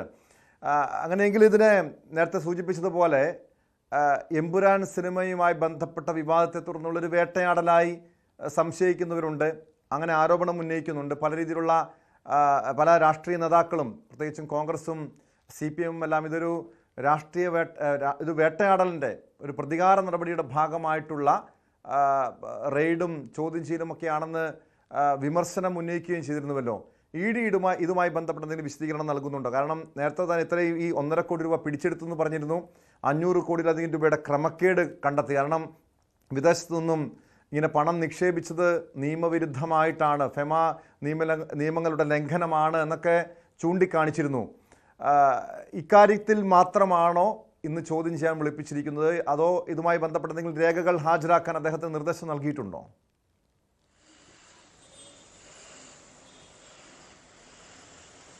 ടോം, ഇക്കാര്യത്തിൽ വലിയ രീതിയിലുള്ള വിശദീകരണം EDയുടെ ഭാഗത്തുനിന്നോ ഗോകുലം ഗോപാലിൻ്റെ ഭാഗത്തുനിന്നും ഉണ്ടായിട്ടില്ല. ഗോകുലം ഗോപാലൻ പ്രതികരിച്ചത് എന്തിനാണ് വിളിപ്പിച്ചതെന്ന് തനിക്ക് അറിയില്ല എന്നതാണ്. മറ്റൊന്ന്, ഇതുപോലുള്ളൊരു പണം പിടിച്ചെടുക്കൽ കാര്യങ്ങളോ ഒന്നും ഉണ്ടായിട്ടില്ലെന്നാണ്. സ്വാഭാവികമായും അദ്ദേഹത്തിൽ നിന്ന് ആ രീതിയിലുള്ളൊരു പ്രതികരണങ്ങൾ നമ്മൾ പ്രതീക്ഷിച്ചാലും മതി. വലിയ പ്രതികരണങ്ങൾ ഈ റെയ്ഡിന് ശേഷം, ഈ മണിക്കൂറുകൾ നീണ്ട പരിശോധനയ്ക്ക് ശേഷം ഗോകുലം ഗോപാലിൽ നിന്നോ അദ്ദേഹത്തിൻ്റെ ഗ്രൂപ്പിൽ നിന്നോ ഒന്നും തന്നെ ഔദ്യോഗികമായൊന്നും തന്നെ ഉണ്ടായിട്ടുമില്ല. ഒരു ആദ്യ പ്രതികരണം ഈ രീതിയിൽ തന്നെയുള്ളതായിരുന്നു. അതൊരു സ്വാഭാവികമാണ്. EDയിൽ നിന്ന് കഴിഞ്ഞ പരിശോധനയ്ക്ക് ശേഷം ലഭിച്ച വാർത്താക്കുറിപ്പിൽ അവർ വ്യക്തമാക്കുന്നുണ്ട് ഈ രീതിയിലുള്ള പണം പിടിച്ചെടുത്തതായും ചില കാര്യങ്ങൾ രേഖകൾ പിടിച്ചെടുത്തിട്ടുണ്ട്, അതുമായി ബന്ധപ്പെട്ടുകൊണ്ടുള്ള പരിശോധനകൾ തുടരുകയാണെന്നും ED അവരുടെ ആ പരിശോധനയ്ക്ക് ശേഷം പതിവുള്ള വാർത്താക്കുറിപ്പിൽ വ്യക്തമാക്കിയിട്ടുണ്ട്. എന്തായാലും ഇന്ന് എന്ത് നടക്കുന്നു എന്നത് പ്രധാനമായും തന്നെ ഇവിടെ നിന്ന് കണ്ടെടുത്ത വസ്തുതകളുടെയും രേഖകളുടെയും എല്ലാം പരിശോധനകളുടെ അടിസ്ഥാനത്തിലാണ് ചോദ്യം ചെയ്യൽ നടക്കുന്നത്. അന്ന് ഈ രേഖകൾ സംബന്ധിയായ കാര്യങ്ങൾ ചില വിശദീകരണങ്ങൾ ഗോകുലം ഗോപാലിൽ നിന്നും ഗ്രൂപ്പിൽ നിന്നും തേടിയിരുന്നു. എന്തായാലും അവർ അതിനുള്ളൊരു വിശദീകരണങ്ങളും നൽകിയിട്ടുണ്ടാകും, സ്വാഭാവികമായും മറുപടിയും നൽകിയിട്ടുണ്ടാകും. പക്ഷേ അതിനൊപ്പം തന്നെയാണ് നേരിട്ട് വിളിച്ചു വരുത്തിക്കൊണ്ട് വിശദാംശങ്ങൾ തേടുന്നത്, ചോദ്യം ചെയ്യൽ നടക്കുന്നത്. ഏതായാലും പ്രധാനമായും തന്നെ ഉദ്ദേശിക്കുന്നത് ഈ 2022 മുതലുള്ള നിക്ഷേപങ്ങൾ സംബന്ധിച്ചും അവർ കണ്ടെത്തിയിട്ടുള്ള ഈ ഫെമ നിയമലംഘനങ്ങളുടെ തുടർച്ചകൾ അതിൽ ഉണ്ടായിട്ടുണ്ടോ എന്നുള്ള പരിശോധനയുമാണ്. പക്ഷെ അപ്പോഴും എമ്പുരാൻ ഇഫക്റ്റിൽ നിന്ന് മാറ്റി നിർത്തിക്കൊണ്ട് ചിന്തിക്കാൻ പലപ്പോഴും കഴിയുന്നില്ല എന്നതാണ് പൊതുസമൂഹത്തിന് എന്നതാണ് ഒരു സത്യം. കാരണം ഇതുമായി ബന്ധപ്പെട്ടുകൊണ്ട് ആദായ നികുതി വകുപ്പിൻ്റെ നോട്ടീസുകൾ പൃഥ്വിരാജിന് അതിൻ്റെ സംവിധായകനും നടനും ലഭിച്ചിരിക്കുന്നു. മറ്റൊരു നിർമ്മാതാവ് ആന്റണി പെരുമ്പാവൂരിന് ലഭിച്ചിരിക്കുന്നു. എന്തായാലും ED ആ ഘട്ടത്തിൽ തന്നെയാണ് ED ഗോകുലം ഗോപാലൻ്റെ വസതികളിലും ഓഫീസുകളിലും പരിശോധന നടത്തുന്നത്. അതുകൊണ്ട് ഇതിൽ ഒരു എമ്പുരാൻ്റെ തുടർച്ച തന്നെ ഇവിടേക്കും വന്നുവെന്ന് പൊതുവിൽ ചിന്തിക്കുന്നവരാണ് ഏറിയ പക്ഷവും. എന്തായാലും അത്തരം കാര്യങ്ങളല്ല നടക്കുന്നത്. വ്യക്തമാണ്. കൊച്ചിയിൽ നിന്ന് ഡാനി പോളാണ് വിവരങ്ങൾ നൽകിയത്. എമ്പുരാൻ സിനിമയുടെ അണിയറ പ്രവർത്തകരെ വിടാതെ പിന്തുടരുകയാണ് കേന്ദ്ര ഏജൻസികൾ. സിനിമയുടെ നിർമ്മാതാക്കളിൽ ഒരാളായി ഗോകുലം ഗോപാലിനെയാണ് ഇപ്പോൾ ഇ ഡി വീണ്ടും ചോദ്യം ചെയ്യാൻ വിളിപ്പിച്ചിരിക്കുന്നത്. സ്പോട്ട് ലൈവിലേക്ക് തിരികെ എത്താം, ഇടവേള കഴിഞ്ഞ്. സ്പോട്ട് ലൈവ് തുടരുന്നു. പത്തനംതിട്ടയിൽ യുവതിയെ ഭർത്താവ് കുത്തി പരിക്കേൽപ്പിച്ചു. വിജയ സോണിക്കാണ് പരിക്കേറ്റത്. കൊടുമൺ ഐക്കാട് ഹോം നേഴ്സായി ജോലി നിൽക്കുന്ന വീട്ടിലെത്തിയാണ് ഭർത്താവ് ആക്രമിച്ചത്. സ്ത്രീക്ക് നേരെ വലിയ തോതിലുള്ള ആക്രമണം നടന്നതിൻ്റെ സൂചനകളുമുണ്ട്. പത്തനംതിട്ടയിൽ നിന്ന് ശശിനാരായണൻ ചേരുന്നു വിവരങ്ങളുമായി. ശശിനാരായണൻ, എപ്പോഴാണ് ഈ സംഭവം ഉണ്ടായത്? എന്തെങ്കിലും കുടുംബ പ്രശ്നമാണോ ഈ രീതിയിലുള്ള ആക്രമണത്തിന് കാരണമായത്? ടോം, രാവിലെ 10 മണിക്കാണ് ഇത്തരമൊരു സംഭവം ഉണ്ടായത്. വിജയ് സോണിക്കാണ് ഇത്തരത്തിൽ ഭർത്താവ് ഇവർ ജോലി ചെയ്ത ഹോം നേഴ്സായി ജോലി ചെയ്യുന്ന വീട്ടിൽ വന്ന് കുത്തി പരിക്കേൽപ്പിച്ചത്. അതിക്രമിച്ച് വീട്ടിനുള്ളിൽ കടന്നതിന് ശേഷം യുവതിയെ കുത്തി പരിക്കേൽപ്പിക്കുകയായിരുന്ന കോട്ടയം സ്വദേശിയാണ് യുവതിയും ഭർത്താവും. എന്തായാലും കുടുംബ പ്രശ്നമാണ് ഇതിന് കാരണമെന്നാണ് പോലീസ് പ്രാഥമികമായി പറയുന്നത്. മറ്റെന്തെങ്കിലും കാരണങ്ങൾ ഇതിലുണ്ടോ എന്നുള്ള കാര്യം കൂടി പോലീസ് വിശദമായി ചോദ്യം ചെയ്തു വരികയാണ്. പരിക്ക് വലിയ ഗുരുതരമുള്ളതല്ല, പക്ഷേ മർദ്ദനവും ഒപ്പം ഈ വിജയ് സോണിയുടെ മുടിയൊക്കെ മുറിക്കുന്ന ഒരു സാഹചര്യം കൂടി ഉണ്ടായിട്ടുണ്ട്. എന്തായാലും ഈ പരിക്കേറ്റ ശേഷം യുവതിയെ ആശുപത്രി കൊണ്ടുപോയതും ഭർത്താവ് തന്നെയാണ്. കൊടുമൺ പോലീസ് കേസെടുത്തിട്ടുണ്ട്. അതുമായി ബന്ധപ്പെട്ട് പോലീസ് ഈ ഭർത്താവിനെ ചോദ്യം ചെയ്തു വരികയാണ്. കൃത്യമായൊരു കാരണം, എന്തുകൊണ്ടാണ് ഇത്തരമൊരു പ്രശ്നം ഉണ്ടാവാൻ കാരണം. ഇന്ന് രാവിലെ 10 മണിയോട് കൂടിയാണ് ഈ യുവതിയുടെ ഭർത്താവ് കൊടുമണ്ണിലെ ഐക്കാട് യുവതി എന്ന് ജോലി ചെയ്യുന്ന വീട്ടുജോലി ചെയ്യുന്ന സ്ഥലത്തെത്തി വീട്ടിൽ അതിക്രമിച്ച് കഴിഞ്ഞ ശേഷം വാക്കേറ്റം ഉണ്ടാകും, പിന്നീട് കുത്തി പരിക്കേൽക്കുകയും ചെയ്തത്. അതിനുള്ള കാരണം എന്താണ്, അത്ര ഒരു സംഭവം വീട്ടിലുണ്ടോ എന്നുള്ള കാര്യങ്ങളൊക്കെ പോലീസ് പരിശോധിച്ച് വരികയാണ്. അതിനുശേഷമായിരിക്കും കൃത്യമായ ഒരു വിവരം ലഭിക്കുകയുള്ളൂ. പോലീസ് നമ്മളിപ്പോഴും വീണ്ടും ഈ കാര്യം അന്വേഷിക്കും. പോലീസ് വിശദമായി ചോദ്യം ചെയ്യുകയാണെന്നുള്ളതാണ് നമുക്ക് ലഭിക്കുന്ന വിവരം. എന്തായാലും വീട്ടുകാരുമായി മറ്റെന്തെങ്കിലും ഇടപാടുകളുണ്ടോ, മറ്റ് സാമ്പത്തിക പ്രശ്നങ്ങളും വല്ലതും ഉണ്ടോ, ഈ യുവതി നിന്ന വീട്ടിൽ ആയി മറ്റെന്തെങ്കിലും കാരണങ്ങളുണ്ടോ എന്ന കാര്യത്തെക്കുറിച്ചൊക്കെ പോലീസ് ചോദിക്കുന്നുണ്ട്. അതെല്ലാം അറിഞ്ഞതിന് ശേഷമായിരിക്കും ഈ യുവതിയെ എന്തിനാണ് കുത്തി പരിക്കേൽപ്പിച്ചത് എന്നുള്ള കാര്യം അറിയാൻ കഴിയുള്ളൂ. പക്ഷേ നിലവിൽ പ്രാഥമികമായുള്ള വിവരം എന്ന് പറയുന്നത് യുവതിയെ വീട്ടിലെ കുടുംബ പ്രശ്നമാണെന്നുള്ളതാണ് പോലീസ് നൽകുന്ന വിവരം. എന്തായാലും പരിക്ക് ഗുരുതരമല്ല. ആശുപത്രിയിൽ യുവാവ് തന്നെയാണ് ഈ ഭർത്താവ് തന്നെയാണ് വിജയ് സോണിയെ ആശുപത്രിയിൽ പ്രവേശിച്ചത്. അതായത് ഈ ആക്രമിച്ച വ്യക്തി തന്നെയാണ് ആശുപത്രിയിലേക്ക് കൊണ്ടുപോയതെന്നാണല്ലോ മനസ്സിലാക്കാൻ കഴിയുന്നത്. അങ്ങനെയെങ്കിൽ ഇത് ഒരു ആസൂത്രിതമായ ആക്രമണമായി കരുതാൻ കഴിയുമോ, അതോ പെട്ടെന്നുള്ള പ്രകോപനമാണോ ആക്രമണത്തിന് കാരണമായത്? ടോം, അത്തരത്തിലൊരു ആസൂത്രിതമായ ഒരു ആക്രമണം എന്ന് പറയാൻ കഴിയില്ല. പെട്ടെന്നുള്ള ഒരു പ്രകോപനമാണ് ഇതിന് കാരണമെന്നാണ് മനസ്സിലാക്കാൻ കഴിയുന്നത്. അതെന്താണ് എന്നുള്ള കാര്യമാണ് പോലീസ് അന്വേഷിക്കുന്നത്. കുടുംബ പ്രശ്നം മാത്രമാണോ ഇതിന് കാരണം എന്നുള്ള കാര്യം പരിശോധിക്കേണ്ടിയിരിക്കുന്നതെന്നാണ് പോലീസ് നമ്മളോട് ചോദിക്കുമ്പോൾ ഇക്കാര്യം വ്യക്തമാക്കുന്നത്. വിശദമായ ഒരു ചോദ്യം ചെയ്യൽ ആവശ്യമാണ്. ഇനി ഈ യുവതി നിന്ന വീട്ടിൽ മറ്റെന്തെങ്കിലും പ്രശ്നങ്ങൾ ഈ ഭർത്താവുമായി ബന്ധപ്പെട്ട് അവരുമായി വല്ല സാമ്പത്തിക ഇടപാടോ മറ്റെന്തെങ്കിലും കാര്യങ്ങൾ ഉണ്ടായിട്ടുണ്ടോ എന്നുള്ള കാര്യം കൂടി പരിശോധിക്കേണ്ടിയിരിക്കുന്നു. അത്തരം തർക്കങ്ങളോ കാര്യങ്ങളോ വീട്ടുകാരുമായി മുൻപുണ്ടായിട്ടുണ്ടോ എന്നുള്ള കാര്യങ്ങളൊക്കെയാണ് പോലീസ് നോക്കുന്നത്. എന്തായാലും വിശദമായ ഒരു ചോദ്യം ചെയ്യലിന് ശേഷമേ യഥാർത്ഥ കാരണം വ്യക്തമാവുകയുള്ളൂ. എന്തായാലും ഈ വീട്ടിൽ ജോലിക്ക് ചെയ്യുന്ന വിജയ് സോണിയെ രാവിലെ ഒരു 10 മണിയോട് കൂടിയാണ് വീട്ടിൽ ഭർത്താവ് വന്ന് അതിക്രമിച്ചു കയറിയതിനു ശേഷം ഇത്തരത്തിൽ വാക്കേറ്റമുണ്ടാകും, പിന്നീട് ഈ കത്തിക്കുത്തിൽ കലാശിക്കുകയും ചെയ്തു. എന്തായാലും പരിക്കേറ്റിട്ടുണ്ട്. അത് ഗുരുതരം പരിക്ക് നിലവിലത്തെ സാഹചര്യത്തിൽ ഗുരുതരമല്ല. ഈ വിജയ് സോണിയുടെ ഭർത്താവ് തന്നെയാണ്, കോട്ടയം അയ്മന സ്വദേശിയാണ് അദ്ദേഹം. ഭർത്താവ് തന്നെയാണ് ഈ യുവതിയെ ആശുപത്രിയിൽ ലഭിച്ചത്. പോലീസ് ഇയാളെ കസ്റ്റഡി എടുക്കുകയും ചെയ്തിട്ടുണ്ട്. ചോദ്യം ചെയ്തു വരികയാണ്. ടോം, യെസ്, വ്യക്തമാണ്. പത്തനംതിട്ടയിലാണ് ഹോം നേഴ്സിനെ അവർ ജോലിക്ക് നിന്ന വീട്ടിലെത്തി ഭർത്താവ് ക്രൂരമായി ആക്രമിച്ചത്. ഗുരുതരമായി പരിക്കേറ്റ യുവതി ഇപ്പോൾ ആശുപത്രിയിൽ ചികിത്സയിലാണ്. ഭർത്താവിനെ പോലീസ് കസ്റ്റഡിയിലെടുത്ത് ചോദ്യം ചെയ്യുകയാണ്. സ്പോട്ട് ലൈവിന് പോകുന്നത് ഹൈദരാബാദിലെ ഒരു ക്രൂരമായ ഒരു വാർത്തയിലേക്കാണ്. ഗർഭിണിയായ ഭാര്യയെ ഭർത്താവ് ക്രൂരമായി ആക്രമിക്കുന്ന ദൃശ്യങ്ങൾ പുറത്തു വന്നിട്ടുണ്ട്. റോഡിൽ നിൽക്കുകയായിരുന്ന ഭാര്യയെ ചവിട്ടി വീഴ്ത്തുകയും പിന്നീട് സിമന്റ് കട്ട കൊണ്ട് പലവട്ടം ആക്രമിക്കുകയുമായിരുന്നു. ഹൈദരാബാദ് സ്വദേശി മുഹമ്മദ് ബർസാത്താണ് ഭാര്യ ഷബാനയെ അതിക്രൂരമായി ആക്രമിച്ചത്.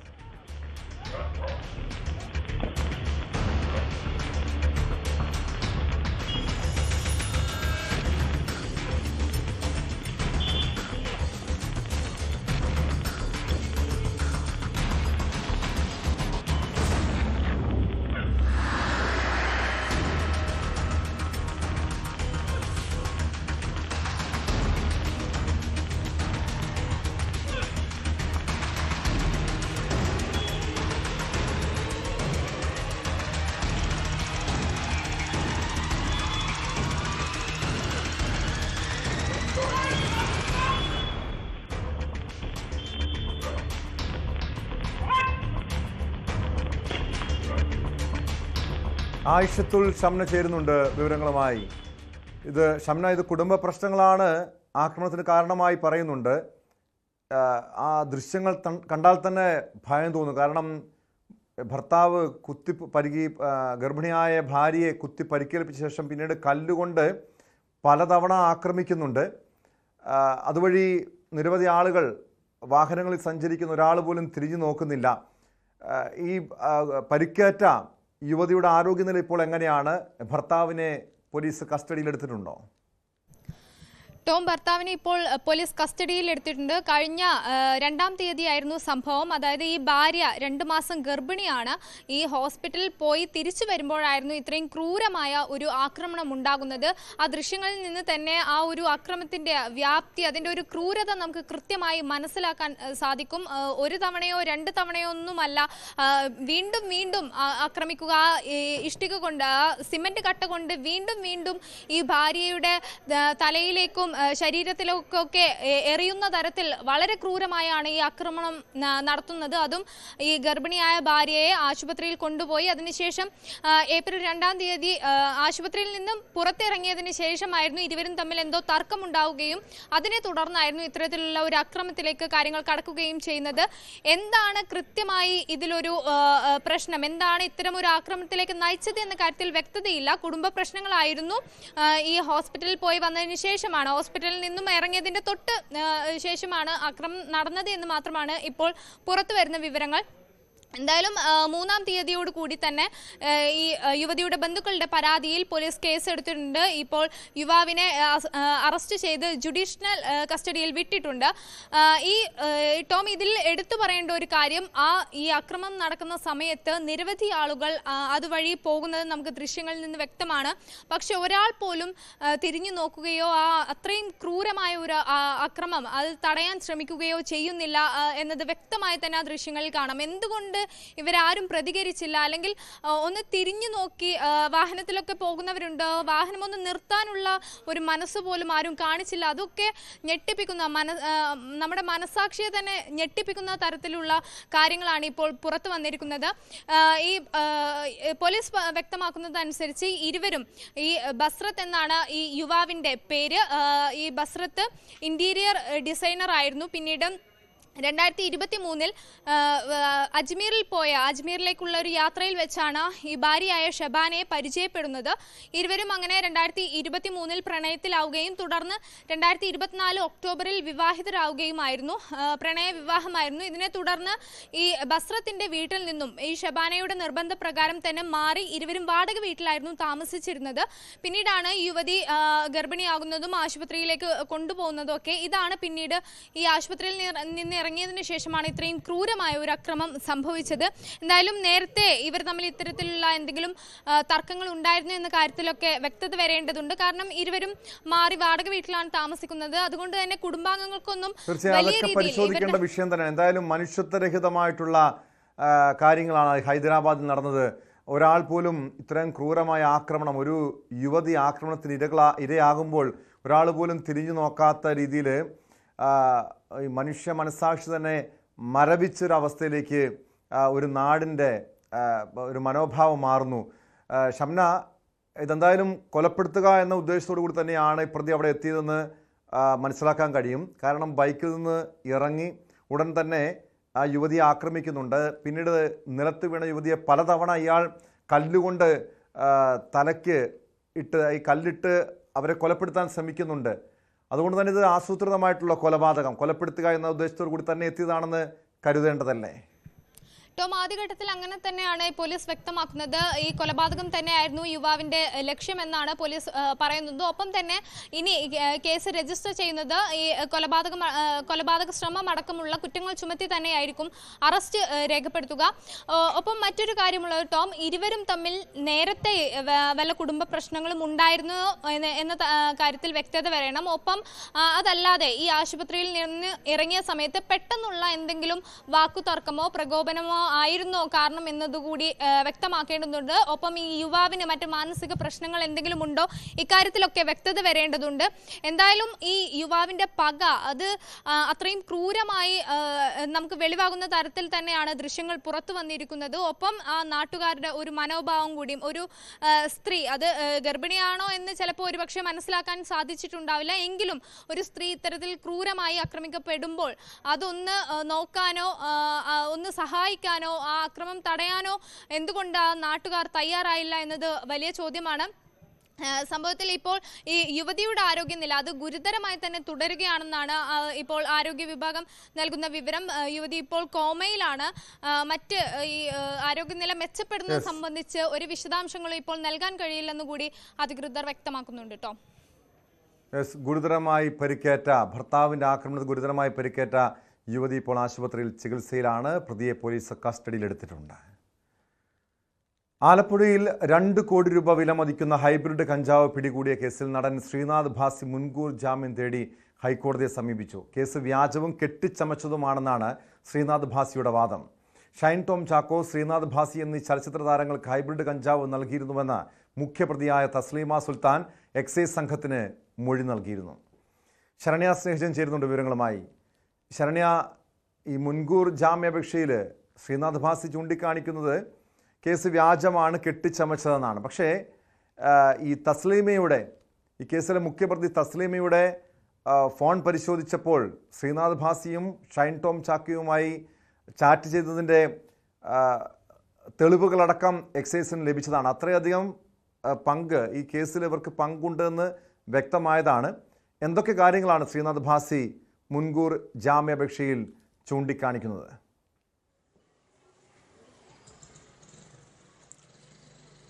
ടോം, ഏറ്റവും പ്രധാനപ്പെട്ട കാര്യമായി ഈ കേസിൽ സൂചിപ്പിക്കേണ്ടത് ഷൈൻ ടോം ചാക്കോയ്ക്കോ അല്ലെങ്കിൽ ശ്രീനാഥ് ഭാസിക്കോ ഇതുവരെ എക്സൈസിന്റെ ഒരു നോട്ടീസ് പോലും ചെന്നിട്ടില്ല എന്നുള്ളതാണ്. അനൌദ്യോഗികമായി മാധ്യമങ്ങളോട് അവരത് സ്ഥിരീകരിച്ചതിനപ്പുറത്തേക്ക് ഷൈൻ ടോം ചാക്കോയ്ക്കോ അല്ലെങ്കിൽ ശ്രീനാഥ് ഭാസിക്കോ ഇതുവരെ എക്സൈസ് അങ്ങനെ ഒരു നോട്ടീസ് കൈമാറിയിട്ടില്ല. അത്തരത്തിലൊരു നോട്ടീസ് പോലും കൈമാറുന്നതിന് മുമ്പാണ് ശ്രീനാഥ് ഭാസി കോടതിയെ മുൻകൂർ ജാമ്യത്തിനായി ഇപ്പോൾ കോടതിയെ സമീപിക്കുന്നത് എന്നുള്ളതാണ്. കാരണം ഇവരെ ചോദ്യം ചെയ്യുക അടക്കമുള്ള പ്രൊസീജിയർ എക്സൈസിന് പൂർത്തീകരിക്കേണ്ടതുണ്ട്. ആദ്യം അവർക്ക് നോട്ടീസ് അയക്കണം. അതിനുശേഷം ആലപ്പുഴയിലെ എക്സൈസ് ഓഫീസിൽ വിളിച്ചു വരുത്തി ഇവരെ ചോദ്യം ചെയ്യുകയും ചെയ്യണം. അതിനുശേഷമാണ് പ്രതിചേർക്കൽ അടക്കമുള്ള നടപടിക്രമങ്ങളിലേക്ക് അന്വേഷണ സംഘം നീങ്ങുക. എന്നാൽ അതിനൊക്കെ ഒരുപാട് മുൻപ് തന്നെ ശ്രീനാഥ് ഭാസി കോടതിയെ സമീപിച്ചിരിക്കുന്നു എന്നുള്ളതാണ് ഏറ്റവും ശ്രദ്ധേയമായ ഒരു കാര്യമെന്ന് നമുക്ക് എടുത്ത് പറയേണ്ടതുണ്ട്. ഒപ്പം തന്നെ ഇവർ പറഞ്ഞിരിക്കുന്ന, അതായത് ഈ ജാമ്യാപേക്ഷയിൽ പറഞ്ഞിരിക്കുന്ന കാര്യം കേസ് വ്യാജവും കെട്ടിച്ചമച്ചതുമാണെന്നാണ്. മാത്രമല്ല ഈ മുഖ്യപ്രതിയായ പ്രതി തസ്ലീമയിൽ നിന്ന് താൻ കഞ്ചാവ് കൈപ്പറ്റിയിട്ടില്ല എന്നുള്ളത് ആണ് ഇയാൾ വ്യക്തമാക്കുന്നത്. ഏത് ജാമ്യ വ്യവസ്ഥയും അംഗീകരിക്കാൻ തയ്യാറാണ്. അറസ്റ്റ് ചെയ്താൽ സിനിമയുടെ ഷൂട്ടിംഗ് മുടങ്ങും എന്നുള്ള കാര്യം പറയുന്നുണ്ട്. തനിക്ക് ക്രിമിനൽ പശ്ചാത്തലവും ഇല്ല എന്നുള്ളതാണ് ശ്രീനാഥ് ഭാസി പറയുന്നത്. അതായത് താൻ ഒരു അറസ്റ്റിലേക്ക് പോകുമോ എന്നുള്ളൊരു ഭയം ശ്രീനാഥ് ഭാസിക്ക് ഉണ്ട് എന്നുള്ളത് തന്നെയാണ് നമുക്കിപ്പോൾ ഒരു നടപടിക്രമങ്ങളിലേക്കും എക്സൈസ് കടക്കാതെ ഇരിക്കുന്ന ഒരു ഘട്ടത്തിൽ പോലും ഇങ്ങനെ ഒരു മുൻകൂർ ജാമ്യാപേക്ഷയിലേക്ക് പോകുന്നതിൽ നിന്ന് മനസ്സിലാക്കാൻ കഴിയുന്നത്. ഒപ്പം തന്നെ ഈ കേസിൽ ഏറ്റവും പ്രധാനപ്പെട്ട 2 പേരുടെ സിനിമാ രംഗത്തെ 2 പേരുടെ പേരുകളാണ്, 2 പേരുകൾ സംബന്ധിച്ച മൊഴികളാണ് തസ്ലീമ സുൽത്താന എന്ന സൗത്ത് ഇന്ത്യൻ ഡ്രഗ് ഡീലറായ യുവതി നൽകിയിട്ടുള്ളത്. അവരെ പറഞ്ഞിട്ടുള്ളത് ഒന്ന് ശ്രീനാഥ് ഭാസി, മറ്റൊന്ന് ഷൈൻ ടോം ചാക്കോയാണ്. ഇവർക്ക് 2 പേർക്കും ഹൈബ്രിഡ് കഞ്ചാവ് ഉൾപ്പെടെയുള്ള ലഹരി വസ്തുക്കൾ കൈമാറിയിട്ടുണ്ട്. ഇവരുമായി ഒരുമിച്ചിരുന്ന ലഹരി ഉപയോഗം നടത്തിയിട്ടുണ്ട്. ഒപ്പം തന്നെ മറ്റു ചില ഇടപാടുകളും ഉണ്ട് എന്നുള്ളത് ഇവരുടെ ചാറ്റുകളിൽ നിന്ന് എക്സൈസ് സംഘത്തിന് മനസ്സിലായിട്ടുണ്ട്. അത്തരം ഒരു എക്സൈസ് സംഘത്തിന്റെ ഒരു ചാറ്റ് നടക്കുന്ന ആ ഒരു വിവരങ്ങളടക്കം അവർക്ക് ലഭ്യമായതിനു ശേഷമാണ് എക്സൈസ് മാധ്യമങ്ങളോടക്കം ഇത് അനൌദ്യോഗികമായി സ്ഥിരീകരിക്കുകയും ചെയ്തിട്ടുള്ളത്. പക്ഷേ എക്സൈസ് പരമാവധി തെളിവുകൾ ഇതിനകത്ത് ശേഖരിക്കാൻ വേണ്ടി മാത്രമാണ് ശ്രമിച്ചിട്ടുള്ളത്. അത്തരം ഒരു തെളിവ് ശേഖരണത്തിലേക്ക് പോയതിനു ശേഷം മാത്രം പ്രതിയെ കസ്റ്റഡിയിൽ വാങ്ങിയാൽ മതി എന്നുള്ളൊരു അവർ. ഈ ശ്രീനാഥ് ഭാസിയുടെ മുൻകൂർ ജാമ്യാപേക്ഷയിൽ പറയുന്ന കാര്യങ്ങൾ, കഴിഞ്ഞ വർഷം നവംബറിൽ കോഴിക്കോട് ഷൂട്ടിംഗ് ലൊക്കേഷനിൽ തസ്ലീമ തന്നെ കാണാൻ എത്തിയിരുന്നു. അന്ന് ക്രിസ്റ്റീന എന്നാണ് പേര് പറഞ്ഞത്. ആരാധികയാണെന്ന് പറഞ്ഞു. ഒരു സുഹൃത്ത് വഴിയായിരുന്നു പരിചയപ്പെട്ടത്. അന്ന് ഫോൺ നമ്പർ വാങ്ങിയിരുന്നു. പിന്നെ ഏപ്രിൽ 1 കഞ്ചാവ് ആവശ്യമുണ്ടോ എന്ന് ചോദിച്ച് അപ്രതീക്ഷിതമായി വിളിക്കുകയായിരുന്നു. കളിയാക്കുകയാണെന്നാണ് ആദ്യം കരുതിയത്. പിന്നീട് ഫോൺ കട്ട് ചെയ്തു. പിന്നാലെ ആവശ്യമുള്ളത് ചെയ്തു കൊടുക്കണം എന്ന രീതിയിൽ മെസ്സേജ് വന്നു. അന്ന് വെയിറ്റ് എന്ന രീതിയിലൊരു മറുപടി കൊടുത്തു എന്നാണ് ശ്രീനാഥ് ഭാസി ഈ ഹർജിയിൽ പറയുന്ന കാര്യങ്ങൾ. അതായത് ഈ ശ്രീനാഥ് ഭാസിയുമായി അത്ര വലിയ രീതിയിലുള്ള ബന്ധം, ഇടപാടുകൾ, ഈ ലഹരി ഇടപാടുകൾ നടന്നിട്ടുണ്ടോ, അതോ ശ്രീനാഥ് ഭാസി പറയുന്നത് പോലെ ഒരിക്കൽ മാത്രം ഇരുവരും തമ്മിൽ സംസാരിച്ചു, വാട്സാപ്പിലൂടെ ചാറ്റ് ചെയ്തു എന്നാണോ മനസ്സിലാക്കാൻ കഴിയുന്നത്, അതോ കൃത്യമായ തെളിവ് എക്സൈസിന് ലഭിച്ചിട്ടുണ്ടോ?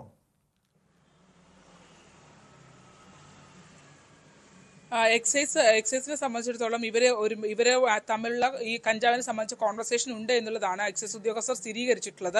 ഒപ്പം തന്നെ ഇതിനകത്ത് ഈ തസ്ലീമ നൽകിയിട്ടുള്ള മൊഴികൾ നിർണായകമാണ്. അതായത് അവർ നൽകിയിട്ടുള്ള മൊഴി പ്രകാരം ഷൈൻഡോ ചാക്കോ, ശ്രീനാഥ് ഭാസി എന്നിവർ ഒക്കെ ഉൾപ്പെടെ ഉള്ളവരുമായി ലഹരി ഉപയോഗിച്ചിട്ടുണ്ട് എന്നുള്ള വിവരമാണ് തസ്ലീമ നൽകിയിട്ടുള്ളത് എന്നുള്ളതാണ് എക്സൈസ് സ്ഥിരീകരിക്കുന്നത്. അത്തരത്തിൽ ആ രീതിയിലുള്ള ഒരു അടുപ്പം ഇവരെല്ലാവരുമായിട്ട് ഉണ്ടായിരുന്നു എന്നുള്ളത് അവർ ചോദ്യം ചെയ്യൽ സ്ഥിരീകരിക്കുകയും ചെയ്തിട്ടുണ്ട്. ഇതിനൊക്കെ എന്തായാലും ഇത് ഒരുമിച്ചിരുത്തി ഇത്തരം വിഷയങ്ങളെയൊക്കെ ചോദിച്ച് മനസ്സിലാക്കിയ അന്വേഷണ സംഘത്തിന് അത്തരം കടമ്പകൾ കടക്കേണ്ടതായുമുണ്ട്. എന്തായാലും അതിനൊക്കെയുള്ള ആദ്യ കടമ്പ എന്നുള്ള രീതിയിലാണ് ചോദ്യം ചെയ്യൽ എന്നുള്ള പ്രൊസീജിയറിലേക്ക് അവർ പോകാൻ പോകുന്നത്. അതിന് മുമ്പ് തന്നെ തന്നെ അറസ്റ്റ് ചെയ്യരുതെന്ന് ആവശ്യപ്പെട്ടുകൊണ്ട് ശ്രീനാഥ് ഭാസി കോടതിയെ ഇപ്പോൾ സമീപിച്ചിരിക്കുകയാണ്. എന്തായാലും തസ്ലീമയെ ആദ്യഘട്ടത്തിൽ തസ്ലീമയും ഫിറോസും ഓമനപ്പുഴയിൽ നിന്നും 2 കോടി രൂപ വില വരുന്ന ഹൈബ്രിഡ് കഞ്ചാവുമായി പിടിക്കപ്പെടുന്ന ഘട്ടത്തിൽ തന്നെ ഇവരെ സിനിമാ ബന്ധങ്ങൾ സ്ഥിരീകരിച്ചിരുന്നു. തുടർന്നുള്ള ചോദ്യം ചെയ്യൽ പ്രാഥമികമായി ഇവരുടെ ഫോൺ പരിശോധിച്ചതിൽ നിന്ന് തന്നെ ചില രേഖകൾ അവർക്ക് കിട്ടുകയും ചെയ്തിട്ടുണ്ട്. പക്ഷെ അതിനപ്പുറത്തേക്ക് ഇതിനകത്ത് കൂടുതലായി ചോദ്യം ചെയ്യേണ്ടതുണ്ട്. ഈ വളരെ എക്സ്പീരിയൻസ്ഡ് ഈ രംഗത്ത് വളരെ എക്സ്പീരിയൻസ്ഡ് ആയിട്ടുള്ള ഒരു സ്ത്രീയാണ് തസ്ലീമ. അതുകൊണ്ട് തന്നെ അവരെ കൂടുതൽ ചോദ്യം ചെയ്താൽ മാത്രമേ വിവരങ്ങൾ കൂടുതലായി എടുക്കാനാകൂ. പക്ഷെ അങ്ങനെ ഒരു ചോദ്യം ചെയ്യലിന്റെ പ്ലാറ്റ്ഫോമിലേക്ക് കൊണ്ടുപോകുമ്പോൾ പഴുതടച്ചുള്ള ചോദ്യം ചെയ്യലിലേക്ക് കടക്കണം എന്നുള്ള ഒരു തീരുമാനത്തിൽ തന്നെയാണ് എക്സൈസ് അസിസ്റ്റന്റ് കമ്മീഷണർ അശോക് കുമാറിന്റെ ഒക്കെ നേതൃത്വത്തിലുള്ള സംഘം ഇതിനു വേണ്ടിയുള്ള ഇഴകീറിയുള്ള പരിശോധനകൾ നടത്തിക്കൊണ്ടിരിക്കുന്നത്. അതിനുശേഷമാകും ഇവർ ആരോപിക്കുന്നവരും പ്രതി ചേർക്കപ്പെട്ടവരെയും ഒക്കെ ഇവർ ഒരുമിച്ചിരുത്തിയുള്ള ചോദ്യം ചെയ്യലിലേക്ക് എക്സൈസ് കടക്കുക എന്നുള്ളതാണ്. എന്തായാലും ഈ സംഭവത്തിനകത്ത് ഇപ്പോൾ ഷൈൻ ടോം ചാക്കോ, ശ്രീനാഥ് ഭാസി എന്നിവരുടെ പശ്ചാത്തലം പരിശോധിച്ചാൽ ഇതിനു മുൻപും ലഹരി ഇടപാടുമായി ബന്ധപ്പെട്ട് പല ആരോപണങ്ങളും ഇവർക്കെതിരെ ഉയർന്നു വന്നതാണ്, കേസുകളൊക്കെ വന്നതാണ്. അതുകൊണ്ട് തന്നെ സ്വാഭാവികമായും തസ്ലീമ പറയുന്നതിനെ സംശയത്തോടു കൂടി തന്നെ കാണേണ്ടതല്ല. കാരണം ഒരുപക്ഷെ ഇത്തരം ബന്ധങ്ങൾ ഒരുപക്ഷെ ഉണ്ടായിരിക്കാം. പക്ഷെ എന്തുകൊണ്ടാണ് ഇത്രയും തെളിവുണ്ടായിട്ടും മൊഴി നൽകിയിട്ടും ഇരുവർക്കും ഒരു നോട്ടീസ് പോലും നൽകാൻ ഇതുവരെയും എക്സൈസ് തയ്യാറാകാത്തത്? ഇനിയും ഈ കേസുമായി ബന്ധപ്പെട്ട് കൂടുതൽ അന്വേഷണം നടത്തേണ്ടതുണ്ടോ?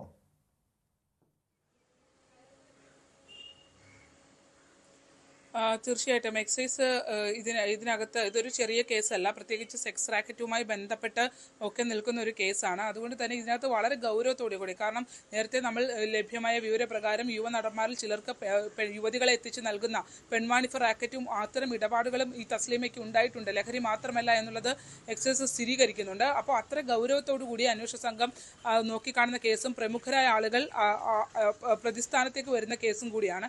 അതുകൊണ്ട് തന്നെ അതിൻ്റെ എല്ലാ മേഖലകളും പഴുതടച്ച് പരിശോധിച്ച് തന്നെ മുന്നോട്ട് പോകണമെന്നുള്ള ഒരു നീക്കമാണ് എക്സൈസിന്റെ ഭാഗത്ത്. അവർ ആ ഒരു അന്വേഷണം അവരുടെ ട്രാക്കിൽ തന്നെ മുന്നോട്ട് പോയിക്കൊണ്ടിരിക്കുകയാണ്. എന്തായാലും ഈ ആഴ്ചയുടെ അവസാനമോ അല്ലെങ്കിൽ അടുത്ത ആഴ്ചയുടെ ആദ്യമോ ശ്രീനാഥ് ഭാസിനെയൊക്കെ ചോദ്യം ചെയ്യാനായി വിളിക്കാനിരുന്ന ഘട്ടത്തിലാണ് ഇപ്പോൾ ഒരു മുൻകൂർ ജാമ്യാപേക്ഷ തേടി അവർ എത്തിയിരിക്കുന്നത് കോടതിയിൽ.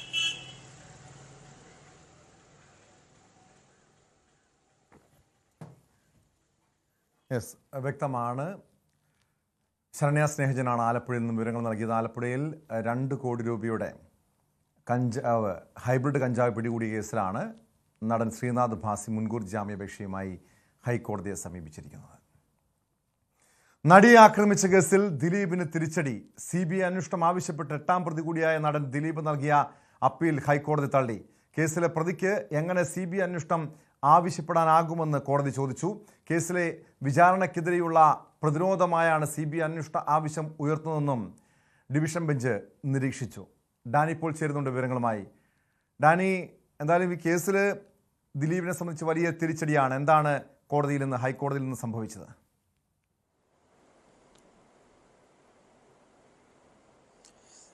ടോം, ഇതിൽ കേസുകളിൽ വളരെ അസാധാരണമായി സംഭവിക്കുന്ന ഒരു കാര്യം പോലെയാണ് കോടതി നിരീക്ഷിക്കുന്നത്. കാരണം പ്രതി തന്നെയാണ്, 8ാം പ്രതിയാണ് കേസിൽ ദിലീപ്. ഒരു കേസിലെ പ്രതി തന്നെ CBI അന്വേഷണം ആവശ്യപ്പെട്ടുകൊണ്ട് മുന്നോട്ട് വരുന്നു എന്നതാണ്. ഇതിൽ പ്രോസിക്യൂഷൻ ഇതിൽ ഈ വിചാരണ വേളയിൽ തന്നെ വളരെ കൃത്യമായി ഇതിനെ മറുപടി പറയുകയും ചെയ്തു. ഇതിൽ സാധാരണഗതിയിൽ വാദി ആവശ്യപ്പെടുന്ന കാര്യമാണ് ഇത്തരം കാര്യങ്ങൾ. അത് പ്രതിയാണ് ഇതിൽ ആവശ്യപ്പെടുന്നത്. അതുകൊണ്ട് തന്നെ ഇതിന് സംശയത്തോടു കൂടി തന്നെയാണ് ഇതിനെ കാണുന്നത്. എന്താണ് ഇതിൻ്റെ ഒരു ഉദ്ദേശം എന്നത് സംബന്ധിച്ച് അതിൽ ഈ കേസിലെ വിചാരണ നടപടികളടക്കം വൈകിപ്പിക്കാനുള്ളൊരു ശ്രമം ഒരു ഭാഗത്ത് നടക്കുമ്പോൾ തന്നെ ഈ കേസ് ഇപ്പോൾ ഒരു അപ്പീലായിട്ട് ഇതിൽ കൊണ്ടുവരുന്നത് CBI അന്വേഷണം ആവശ്യപ്പെട്ടുകൊണ്ടാണ് ഇതിൽ മുന്നോട്ട് വരികയും ചെയ്യുന്നത്. അത് തന്നെ വൈകിപ്പിച്ചുകൊണ്ട് മുന്നോട്ട് പോകാൻ തന്നെയാണ് ഈ ഹർജിക്കാരൻ ശ്രമിക്കുന്നത്, പ്രതിയായ ദിലീപ് ശ്രമിക്കുന്നത് എന്നതാണ് ഡിവിഷൻ ബെഞ്ചിന് മുൻപാകെ പ്രോസിക്യൂഷൻ നിരത്തിയ വാദം. അത് തന്നെയാണ് ഡിവിഷൻ ബെഞ്ച് ആ വാദങ്ങൾ ശരിവെക്കുകയും ചെയ്തുകൊണ്ടാണ് മുന്നോട്ട് പോയത്. ഈ ഘട്ടത്തിൽ ഇത് ആവശ്യപ്പെടാൻ കഴിയുകയില്ല. അതിന് 2 കാരണങ്ങൾ പ്രധാനമായിട്ട് പറഞ്ഞു. ഒന്ന്, ഇതിലെ ഏറ്റവും പ്രധാനപ്പെട്ട കേസ്, നടിയെ ആക്രമിച്ച കേസ്, അതിൻ്റെ ഒരു അന്തിമഘട്ടത്തിലാണ്. ഇതിൽ വാദ നടപടികളെല്ലാം തന്നെ പൂർത്തിയായിരിക്കുന്നു. പ്രോസിക്യൂഷൻ്റെ അടക്കമുള്ള നടപടികളെല്ലാം പൂർത്തിയായിരിക്കുകയാണ്. ഇനി അതിൽ സുപ്രീം കോടതിയുടെ ഇടപെടൽ അത്തരം കാര്യങ്ങളിൽ ഉണ്ടായിരുന്നത് വൈകിച്ചുകൂടാ എന്നതടക്കമുള്ള കാര്യങ്ങൾ ഉണ്ടായിരുന്നത് കൃത്യമായി നടന്നു പോകണമെന്ന് നിർദ്ദേശിക്കുകയും ചെയ്തിരുന്നു. അതനുസരിച്ചുകൊണ്ട് പ്രത്യേക കോടതിയിൽ ഇത് നടന്നു പോവുകയാണ്. അപ്പോഴാണ് ഈ ഒരു CBI അന്വേഷണം എന്നൊരു ആവശ്യമായിട്ട് മുന്നോട്ട് വരികയും ചെയ്തത്. രണ്ടാമതായി പ്രോസിക്യൂഷൻ പറഞ്ഞത്, ഇതിൽ വലിയൊരു കാലം തന്നെ ഇങ്ങനെയൊരു ആവശ്യം മുന്നോട്ട് വെച്ചിരുന്നില്ല. ഇതിൻ്റെ നടപടികളുടെ ഒരു അവസാന ഘട്ടത്തിലേക്ക് പോകുന്ന ഘട്ടത്തിലാണ് ഇങ്ങനെയൊരു ആവശ്യവുമായിട്ട് പ്രതി മുന്നോട്ട് വരുന്നത്. അതുകൊണ്ട് അതിൻ്റെ ഒരു സതുദ്ദേശപരമായ കാര്യങ്ങൾ എന്ന് നോക്കേണ്ടതുണ്ട്. അത് വൈകിപ്പിക്കുക എന്നത് ലക്ഷ്യത്തോടു കൂടി തന്നെയാണ് മുന്നോട്ട് പോകുന്നത് എന്നതടക്കമുള്ള കാര്യങ്ങൾ പറഞ്ഞു. ഈ 2 പ്രോസിക്യൂഷൻ്റെ വാദങ്ങൾ തന്നെയും ഡിവിഷൻ ബെഞ്ച് അത് നിരീക്ഷിച്ചത് ഇത് ശക്തമായ കാര്യങ്ങൾ തന്നെയാണ്. അതിൽ വളരെ പ്രധാനപ്പെട്ട കാതലായ കാര്യങ്ങൾ തന്നെയാണ് പ്രോസിക്യൂഷൻ പറയുന്നത് എന്ന് തന്നെയാണ്. അതുകൊണ്ട് ഇക്കാര്യങ്ങൾ ഗൗരവ സ്വഭാവത്തോടു കൂടി തന്നെയാണ് കോടതി കണക്കിലെടുക്കുകയും ചെയ്തത്. കോടതി അതുകൊണ്ട് ദിലീപിൻ്റെ ഹർജി തള്ളുകയാണ് ഉണ്ടായത്. ഇതിൽ വാദമായിട്ട് പറഞ്ഞിരുന്നത്, തീർച്ചയായും ഡാനി, എന്തായാലും പ്രോസിക്യൂഷൻ ചൂണ്ടിക്കാട്ടിയതുപോലെ പ്രതി ആദ്യമൊന്നും CBI അന്വേഷണത്തിനായി ആവശ്യം ഉന്നയിച്ചില്ല. ഈ നടിയാക്രമണ കേസ് നടന്ന് വർഷങ്ങൾക്ക് ശേഷം, അതായത് ഇപ്പോൾ കൃത്യം 8 വർഷമാകുന്നു. ഇത്രയും വർഷങ്ങൾക്ക് ശേഷം ഇത്തരമൊരു ആവശ്യവുമായി ഹൈക്കോടതിക്ക് മുൻപാകെ എത്തുന്നുവെങ്കിൽ അത് സംശയത്തോടു കൂടി തന്നെ കാണണം. ഒരു അസാധാരണമായിട്ടുള്ള നടപടിയാണ്. ഈ വിചാരണ നീട്ടിക്കൊണ്ടുപോകാനുള്ള നടപടിയായിട്ട് തന്നെയാണോ ഹൈക്കോടതി ഇതിനെ കണ്ടത്?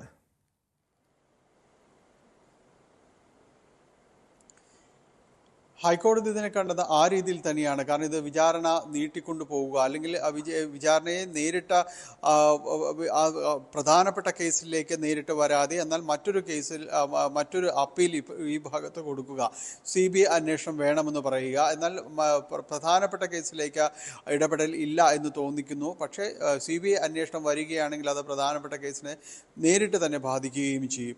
അങ്ങനെ മറുഭാഗത്തു കൂടി ഒരു തടസ്സം കൊണ്ടുവരിക എന്നത് തന്നെയാണ് പ്രതി ഉദ്ദേശിക്കുന്നത് എന്ന് തന്നെയാണ് പ്രോസിക്യൂഷൻ കോടതിയിൽ പറയുകയും ചെയ്തത്. അതുകൊണ്ട് തന്നെ ഇതിൻ്റെ ഒരു സതുദ്ദേശപരമായ കാര്യങ്ങൾ, അതിൻ്റെ ഒരു ലക്ഷ്യങ്ങൾ സംശയിക്കേണ്ടിയിരിക്കുന്നു. ഇതിനെ തടസ്സപ്പെടുത്തുക എന്നത് തന്നെയാണ് പ്രധാനമായും ഉദ്ദേശിക്കുന്നത്. ആദ്യമൊന്നും ഈ ഒരു തരത്തിലും ഇടപെടാതിരുന്ന ഒരാൾ പിന്നീട് മറ്റൊരു ഘട്ടത്തിലാണ് കേസിനെ തടസ്സപ്പെടുത്തുക എന്ന ലക്ഷ്യത്തോടു കൂടി കടന്നു വരുന്നത് എന്നതാണ് പ്രോസിക്യൂഷൻ പറഞ്ഞത്. അത് കോടതി ശരിവെക്കുകയും ചെയ്തു. കോടതി അത് കൃത്യമായ നിരീക്ഷണമാണ് എന്ന രീതിയിൽ തന്നെയാണ് കോടതി അതിനെ കാണുകയും ചെയ്തത്.